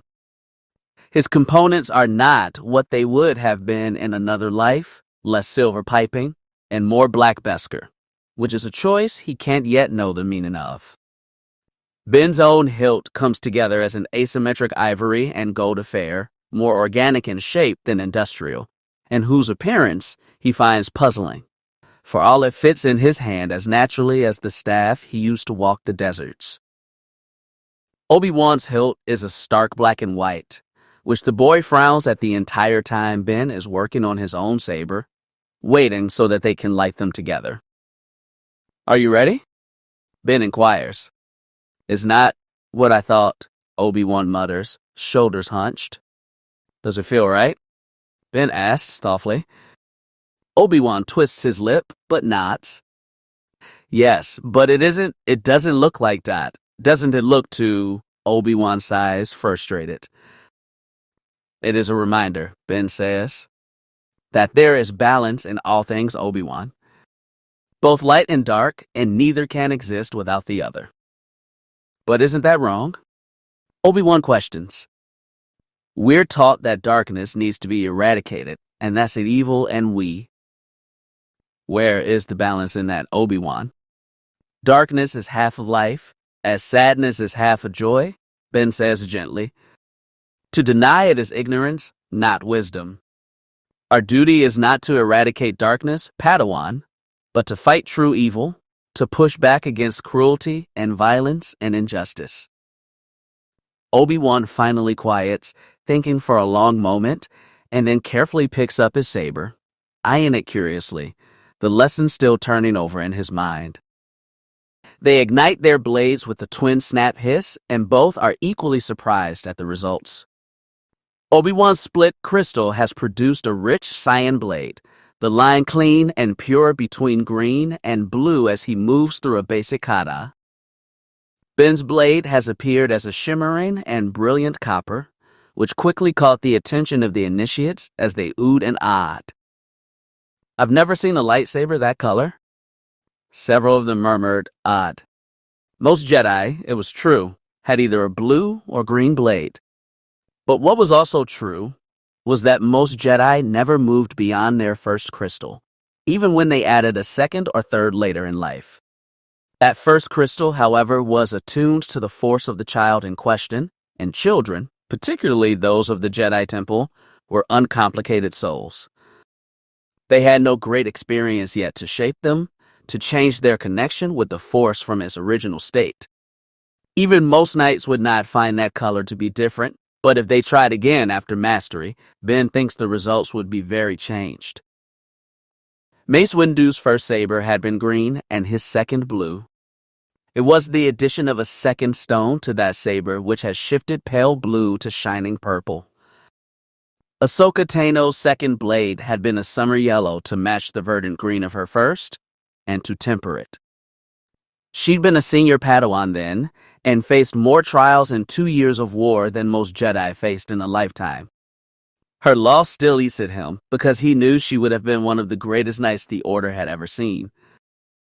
There had been a strength and certainty to her that never wavered, and as much as she had been a warrior, she had also been so very kind, so very light in spirit. Ben lets them gawk for another minute and then shoos them back to Shakti before gathering his Padawan's attention. "Now then, Obi-Wan, this is a perfect time to work on your lightsaber training." The boy grins in delight. Yes, Master. Factily. As Shaak Ti had taken on much of the minding duties for Squall Clan on the outbound journey, Ben shouldered much of their attention on the return, walking them through Shiaicho exercises and helping them attune themselves to their new lightsabers, practicing different grips and stances to help them find which was most comfortable, and offering suggestions as to what style may suit them in the future. By the end of their 5-day hyperspace journey, they were exhausted and cranky, and each had perfected a scowl reserved especially for Ben's reiterations of "let's do that again, shall we?" Often, they would end up shuffling on wobbly legs with deadweight arms to dinner, and when released would collapse gratefully into bed. Obi-Wan, who was not only put through the paces with them, but was also responsible for assisting Ben by demonstrating repeatedly, often never made it that far. More than once Ben carried the exhausted tweenling from the dinner table, where he had fallen asleep next to his half-finished plate, and eased him into his berth. The only reason Shaak Ti didn't step in and rescue the boy was that he was not unrewarded for his efforts, in spite of her concern over how hard he was being pushed.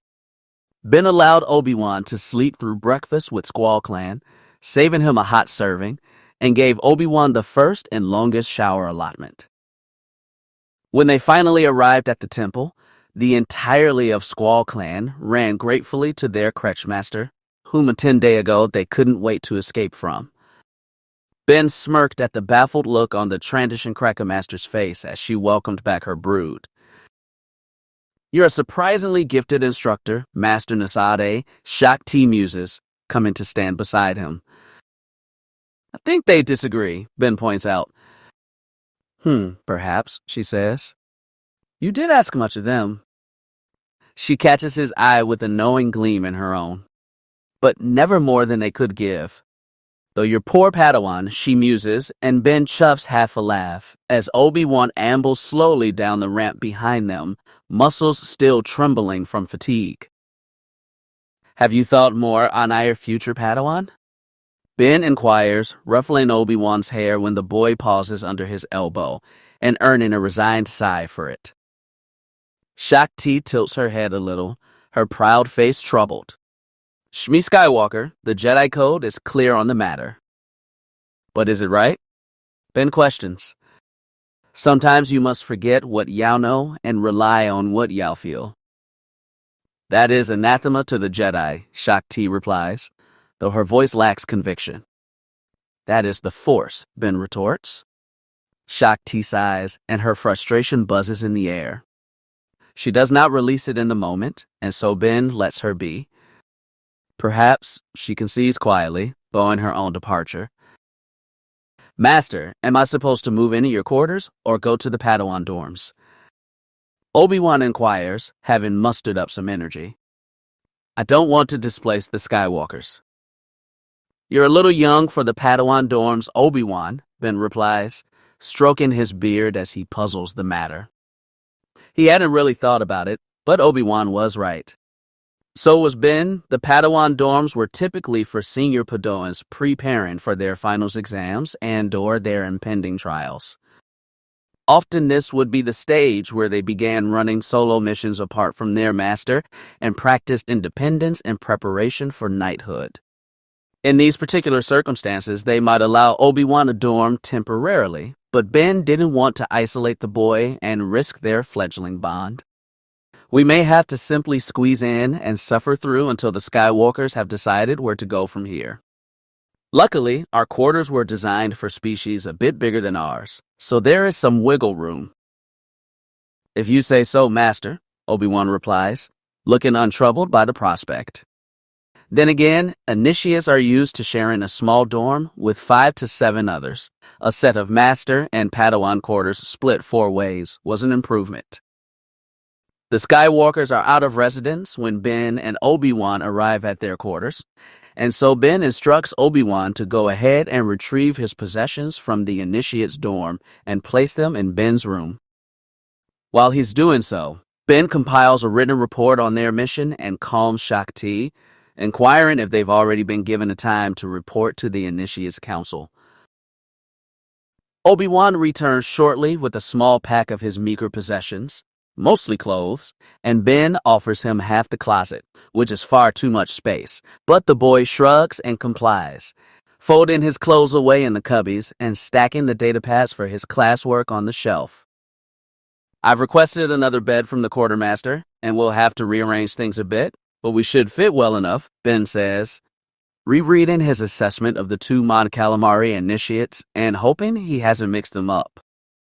They were cousins and had a similar appearance and similar names, but wildly different characteristics.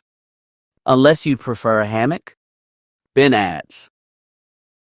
No, Master Nasaid, Obi-Wan replies, distracted by the plants in the living area, tracing some of the vines with a look of delight on his face that makes Ben pause and want to groan. Because of course this Obi-Wan thinks the plants are wonderful. This Obi-Wan hasn't been poisoned, suffered several allergic reactions, and on one occasion been stung by the various flora adopted by Qui-Gon Jinn. Ben is fond of plants, he is. He even has favorites, such as the flowering bushes of Alder and Bail Organa, kept in his every residence, or the lilies of Mandalore that Satine wore in her hair. But Ben is fond of plants only so long as they do not encroach upon the place where he sleeps and the place where he eats. Shaak Ti replies to his inquiry that they had a time allotted to report to the Initiates Council at 1900 hours, which gives Ben plenty of time to finish his report and meditate with his Padawan. Obi-Wan is less enthused about the simple meditation, but all twinklings tended to be that way, and Ben is patient when the boy struggles to reach that point of release in the Force, where his mind slows down and his senses open up, fidgeting and scratching, and generally thinking too hard about it. In the end, Obi-Wan reaches a light trance before Ben has to leave, so he calls it acceptable for the day and sends his Padawan off to dinner, which feels more like lunch given the mismatched timetable between Ilum and Coruscant. The Initiates Council is formed of 6 seats, 2 permanent and fall rotating, and comprised entirely from Creechmasters. 1 permanent seat belongs to the Master of the Creche, who is responsible for the overall welfare of the younglings, and the other to the Master of Initiates, who is responsible for the training, education, and placement of the younglings. The remaining 4 seats are rotated among Creche Masters in charge of various age groups. For simple matters such as reporting in from a training mission, only the 2 permanent seats and the Creechmaster, our masters of the younglings involved, need be present, unless something had gone drastically wrong. Their report was a straightforward affair, and Ben and Shaak Ti took turns answering respective questions, both offering their personal evaluations of each initiate. And Ben realizes that he has mixed up the 2 Mon Calamari when he and Shaak Ti confer on the pair, which is a fumble that seems to amuse the Initiates Council more than anything. When they leave, Shaak Ti surprises him by laying a hand on his arm and gesturing for him to follow her. Intrigued, he does as she leads him through the winding creche tower and stops, hovering, outside one of the open reading rooms. 24 younglings from various clans are piled onto cushions, some as young as Anakin and others old enough to be chosen as Padawans, each and every one paying rapt attention to the woman in the center. Ben recognized Anakin on her lap before he recognized Shmi, as her face was her own, unhidden in front of the younglings, and her voice lifted in a storyteller's lilt, instead of the hushed tones he was used to. She wasn't a beautiful woman, even then, with blurry scars and a thin slash of a mouth, but she had those deep, watching eyes and a gentle face. Her hair was pulled back in a long braid, and her hands moved in familiar patterns as she spoke, lending exaggeration and motion to her words as she tells them the stories all slaves tell their children. Ben and Shaak Ti watch from the shadow of the corridor. If Aramu is everyone's mother, then does that mean the Dupur are her children too? That she watches over them, even if they're evil? A young Thalosian boy asks, once Shmi has finished her story, clutching a cushion to his chest, voice half muffled by it. No one is born evil, Shmi tells them softly. Not even the Depper, so yes, our Amu watches over them, and she grieves for them, for they have blinded themselves to her light and forsaken the gifts she gave them. She does not turn away. Our Ramu is all-mother, and all mothers know that not all of their children can be saved.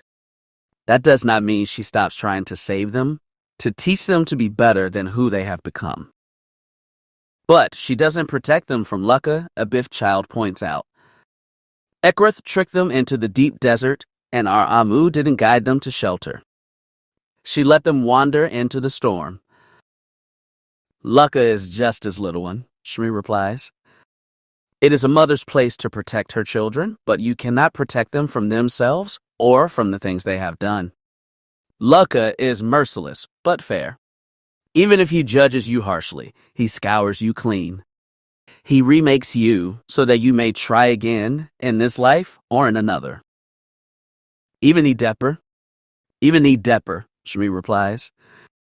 Slave stories are not kind, Ben knows, but the lessons they taught were real. Shakti touches his arm again, and the two masters slip away. I went to see her this afternoon and found her with the clans in the gardens. She has apparently been spending most of her time between the creche and the mechanics for the past 10 days, and she is well liked among both, Shakti informs him, leading him through one of the art rooms and managing to shortcut straight into the gardens. They were playing a game, and I found her teaching the younger Hawkback clan how to hide from the older Thranta clan, not among the trees, but within themselves. She doesn't even truly understand what the Force is, Master Nasade, and she taught 6-year-olds a lesson that full-fledged knights training to become shadows struggle to comprehend.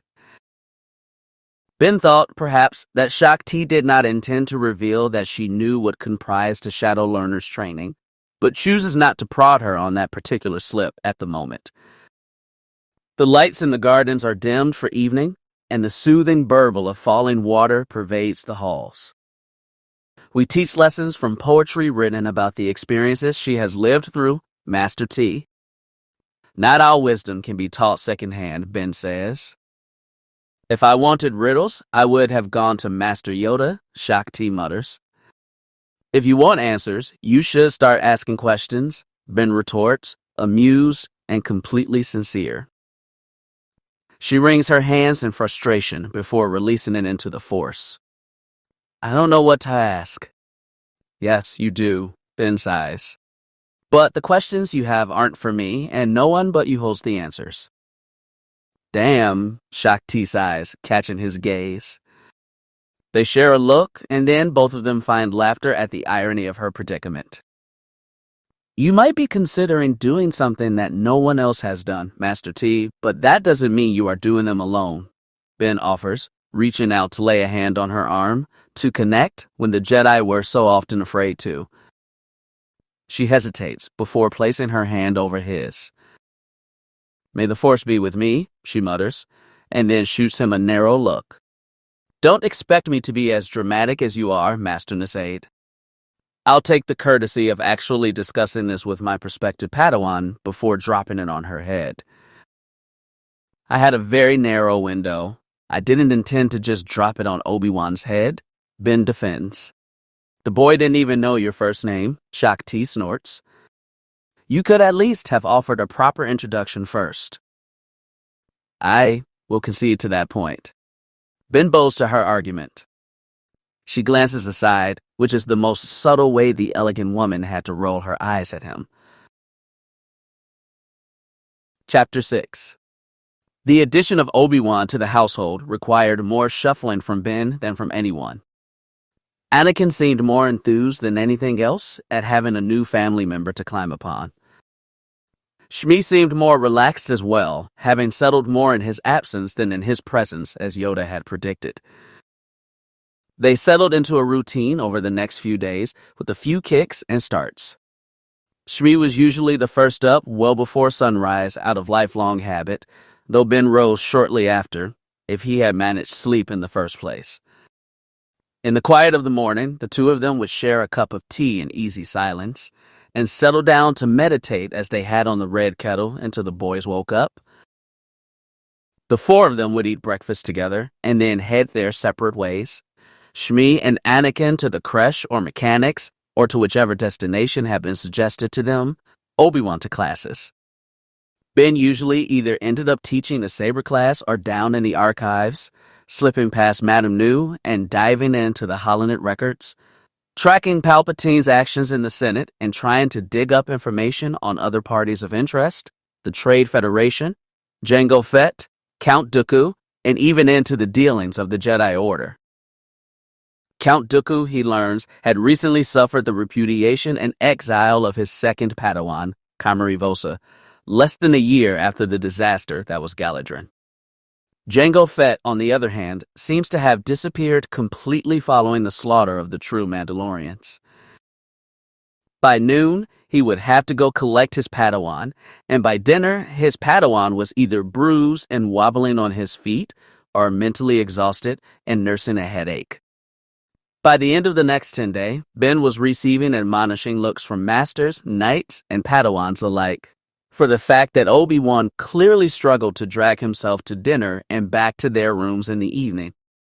To be honest, they had nothing on the dirty looks Ben was getting from Obi-Wan's former crutchmates. "Are we starting with Surisu today, Master?" Obi-Wan asks as he trails behind Ben, already drooping even though they haven't even started. He hasn't complained, not yet, but he often glared murder at his master when he thought Ben wasn't looking. And half the time, the entire training, Sal could feel the spite rolling off the boy who just ground his teeth and picked himself back up. No, Ben replies, guiding him along and ignoring the pitying glance a pair of Padawans offer Obi-Wan. "Oh, Dot, are we working on my shields?" Obi-Wan sounded surprised as they had a routine of alternating his physical and mental activities. "No, though I do commend you for the progress you made yesterday," Ben says, pleased at the spike of happiness this produces, though it's tinged heavily with relief. "You are doing well on both fronts, Obi-Wan, in spite of the difficult regimen I've set." Ben adds after a moment, and the relief is replaced by surprise and more genuine pride in his own accomplishments. "Better. So what are we doing today, Master?" Obi-Wan inquires, skipping a step faster to catch up. His question is then followed by a flash of trepidation as he considers that his life might in fact be about to get more difficult. "Today we are going to find your favorite garden, and I'm going to teach you how to play saboteur." Obi-Wan trips. Ben stops, turning and helping the boy back up, even as Obi-Wan scrambles to regain his equilibrium, face flushed red with embarrassment. We're playing cards. And that's it?" "I'm not trying to kill you, Obi-Wan." "You're exhausted," Ben chides dryly, and saboteur is a useful skill. "So yes, we are going to wander the gardens and play cards, and that is it." "Oh," Obi-Wan says simply, and then offers a shy smile. "Okay." "Thank you, Master Nasaid." Ben rolls his eyes, and they turn off into the dining hall, where they stock up on sandwiches, fruits, cheese, and 2 heated canisters of tea, a white oolong for Obi-Wan, and a sharp green for Ben. "So what is your favorite garden, Master?" Obi-Wan inquires as they take their haul and leave, Ben on the receiving end of many a pointed stare.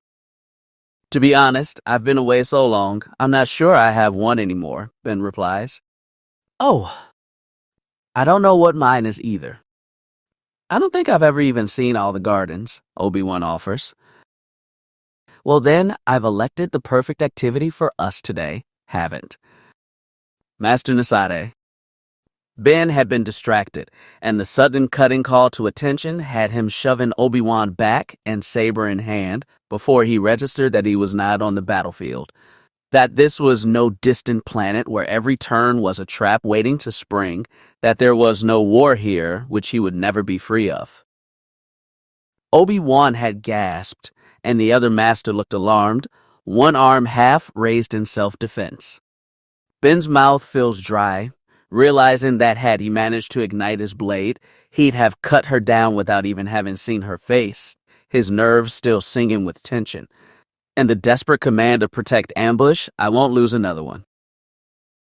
Ben pulls himself in from his aggressive Sarisu guard stance and stares at the floor, trying to calm his breathing while he reclipped his lightsaber to his belt. His hands were shaking. Master Tall, Ben manages to greet her after clearing his throat twice.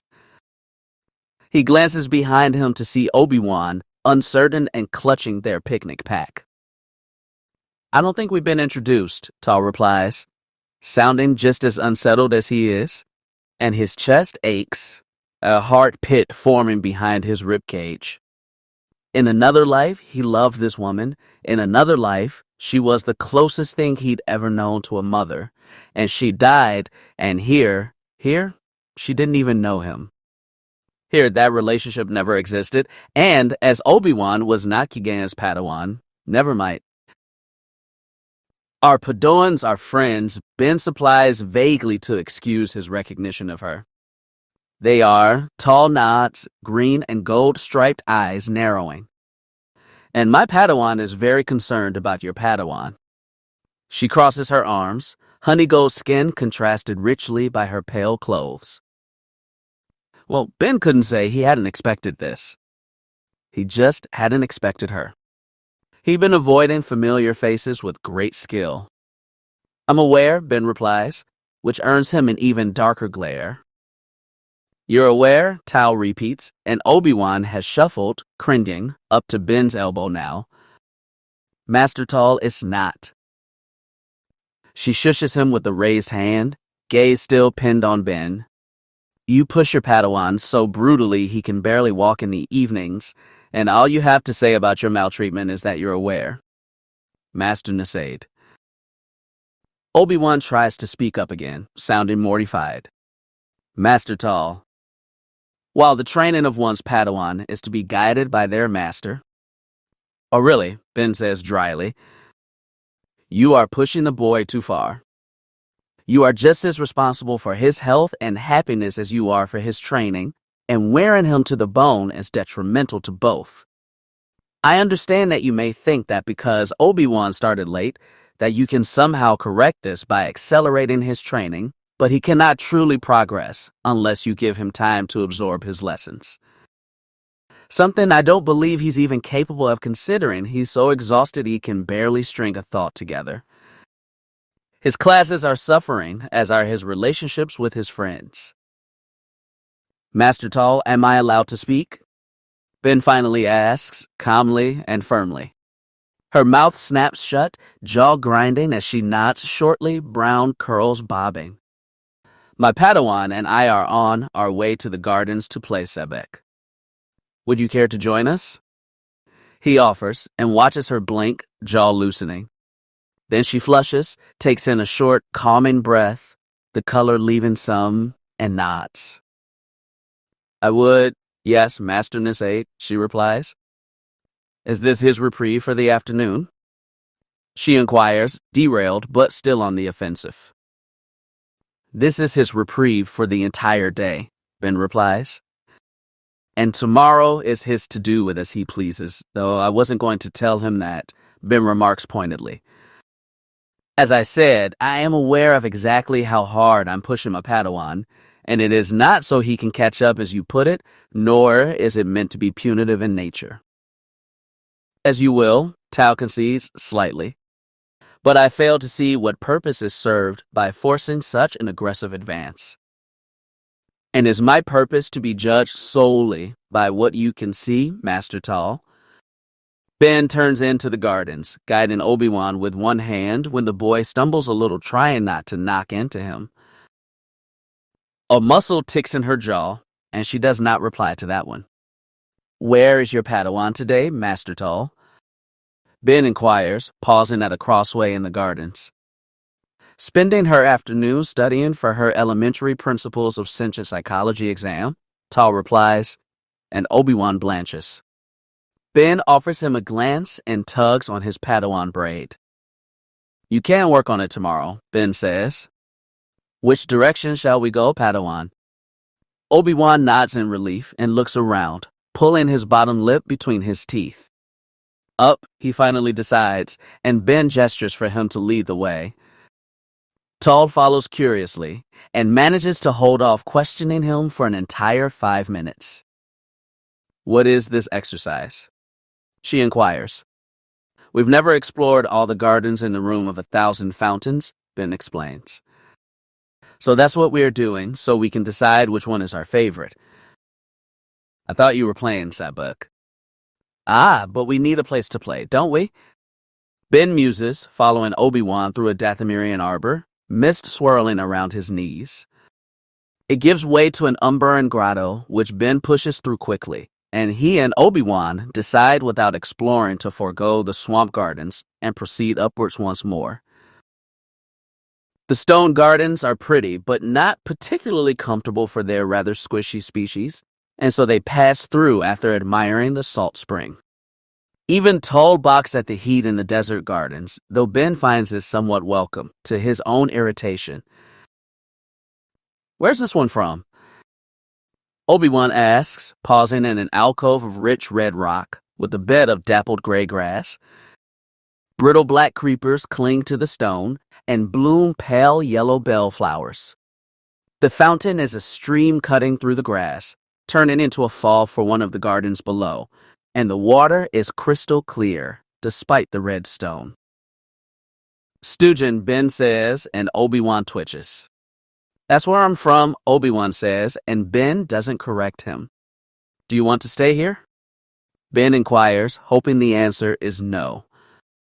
Obi-Wan blinks and looks up at him, blue eyes slightly distant with the call of the Force. I think it's a good thinking place, Obi-Wan replies.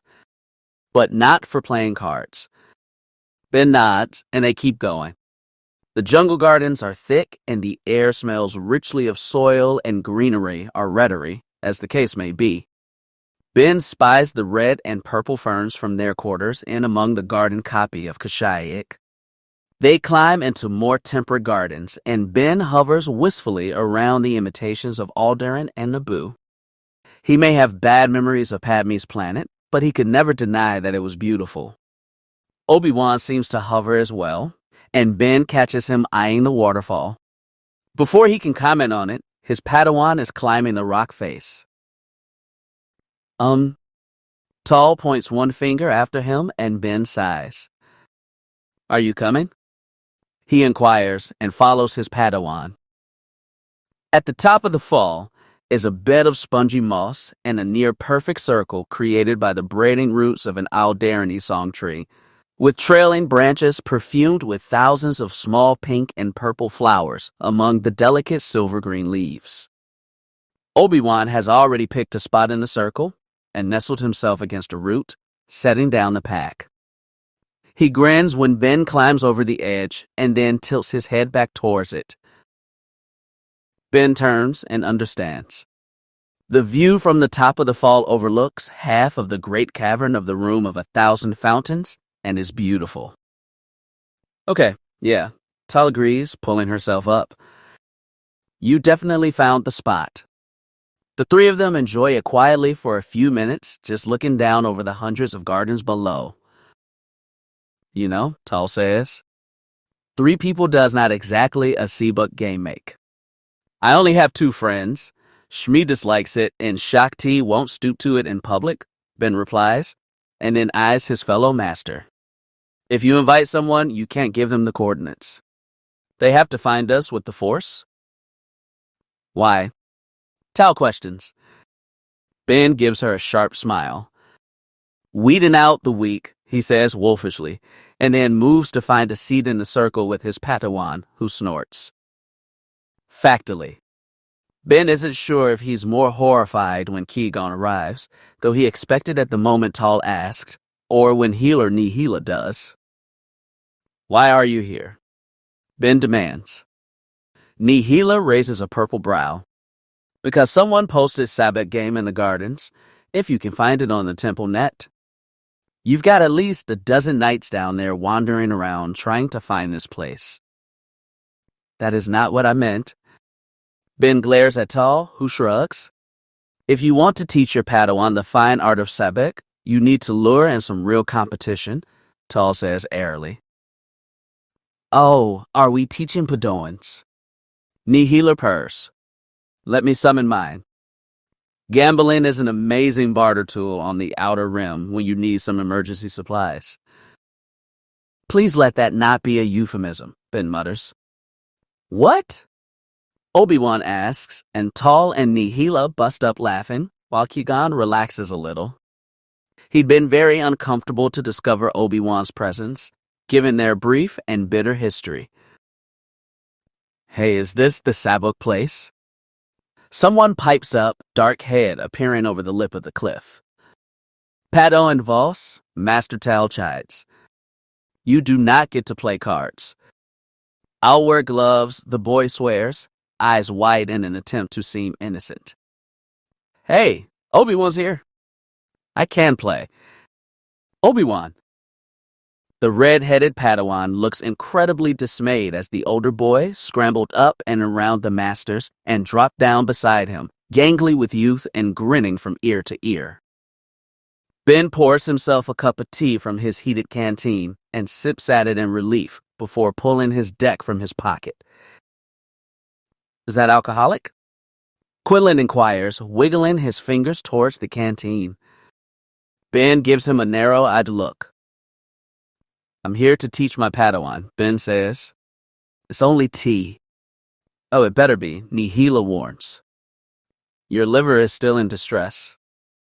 It is not in distress, Ben snaps back defensively, shifting against the roots to get more comfortable, and finding a place to set his cup so he can teach Obi-Wan how to shuffle. The criff, it isn't. Your entire body is in distress, the healer snipes. I'm fine. Sock drawer and a trash compactor, she repeats. Thank you. Ben smiles pleasantly at her, and her eyes glitter dangerously. Master? Do I have to? Padawan Chias calls up plaintively from the bottom of the fall. Yes. Nihila calls back and then glances around their circle. My Padawan is less than fond of heights. That's unkind, Tal snickers. Under duress is the perfect time to learn, Ben and Qui-Gon both utter. Ben clenches his jaw, and Qui-Gon studies his profile with a puzzled, surprised glance. Obi-Wan gulps. Not for you.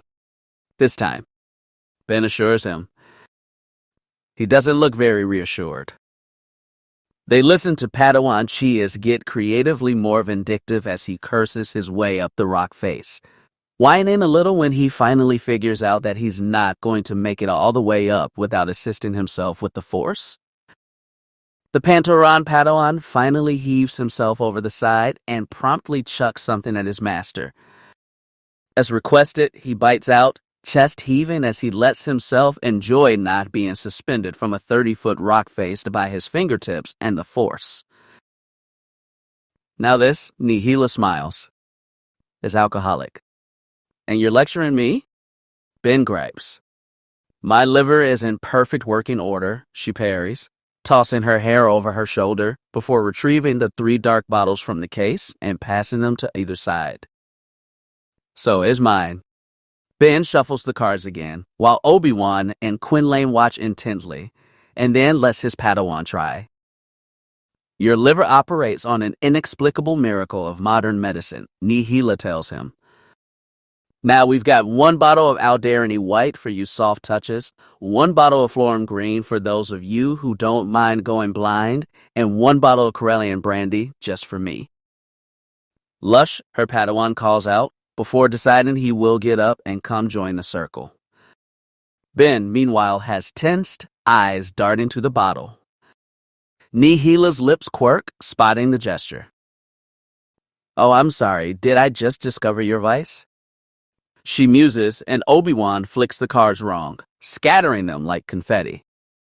You've got stubby fingers, Obi-Wan. Quinlan laughs.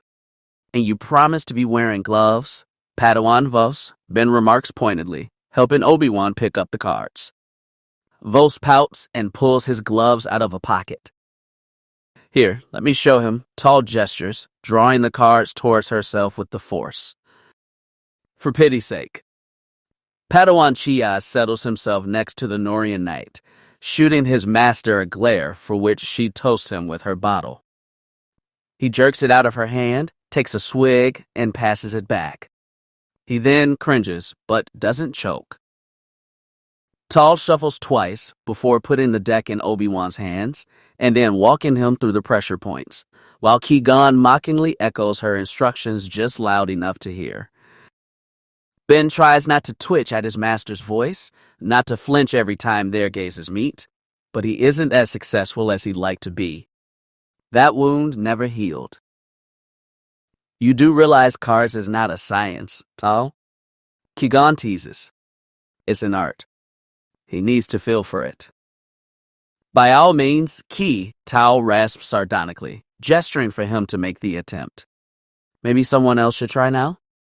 Obi-Wan says plaintively, looking to both Quinlan and Estia. No, Padawan mine, Ben says, leaning in. You're learning this, everyone else is just window dressing. Flattering, Nihila draws. Thank you, Quinlan Vospers, far too salaciously for his age. Estia cheers groans, and Tal rolls her eyes. Well, can I learn this part later? Obi-Wan whines. We haven't even gotten to the actual game yet. Point. Tal tips her head. Ben concedes and reshuffles the deck once it leaves Qui-Gon's hands before dealing. To start with, Padawan mine, Sabik is generally played by parties of 2 to 8 players. 2 makes for a tediously long game, and more than 8 is messy. Regardless of the number of players, we deal everyone 2 cards each. Keep them face down until everyone has been dealt, and the remainder placed on the table, Tal says. Okay, Obi-Wan nods, looking far more serious than was warranted. Once everyone has been dealt, we check our cards, and starting from dealer's left, which is me, call out your current total. Once everyone's cards have been called, you can choose to draw a card from the deck or stand and keep what you have, Ben explains. Again, starting from dealer's left. Okay, Obi-Wan nods again. Now, the goal is to get a perfect 23, positive or negative. Exceed either of those, and you lose automatically. If no one has a perfect 23, then the hand closest to, but not exceeding, either 23 wins, Ben says, holding Obi-Wan's gaze, which he found to be an eerie experience. That's not so bad. Obi-Wan nods. Ben smiles. And that, my dear Padawan, is where Sabik loses all sense entirely. Factually. Ben has the degrading feeling that Obi-Wan learned more creative cuss words than he did card tricks by the end of a long afternoon, but his Padawan is flush with easy happiness come the end of it, so Ben considers the day a success. He spends all of dinner telling Shmi about it, and though she is dismayed at the game itself, she encourages his excited retelling without fault. Anakin spends most of dinner smearing sauce on Obi-Wan's sleeve, and the boy doesn't even notice. The next morning, Ben sends Obi-Wan off after breakfast to catch up on his schoolwork, and then do as he pleases, and makes an effort to track down a member of the Jedi Council. While Ben has been volunteering to teach classes, aside from the Initiate's training mission, he's had no assignments so far, and he's discovered his name is not even on the roster for missions. Master Nisade, Mace Windu says, after meeting him with the flattest look possible when Ben explained his inquiry. We have no criffin idea what to do with you. It's not even about he waves a hand vaguely, but Ben gets it. You have no record. We don't know your personality. We don't know your diplomatic skills. We don't know your physical capability or your martial style. We don't know your strengths and weaknesses, and so we don't know what missions we could assign you in what missions we can't. Ben stares blankly at him for a long minute, titles passing through his memory. Sith Killer. Knight. Master. Counselor. General. High General. Negotiator. In another life, there had been no limit to what the council asked of him, and here. Oh, Ben utters softly. There's also the matter of your Padawan to consider, Mace adds with furrowed brow, looking concerned. looking very young.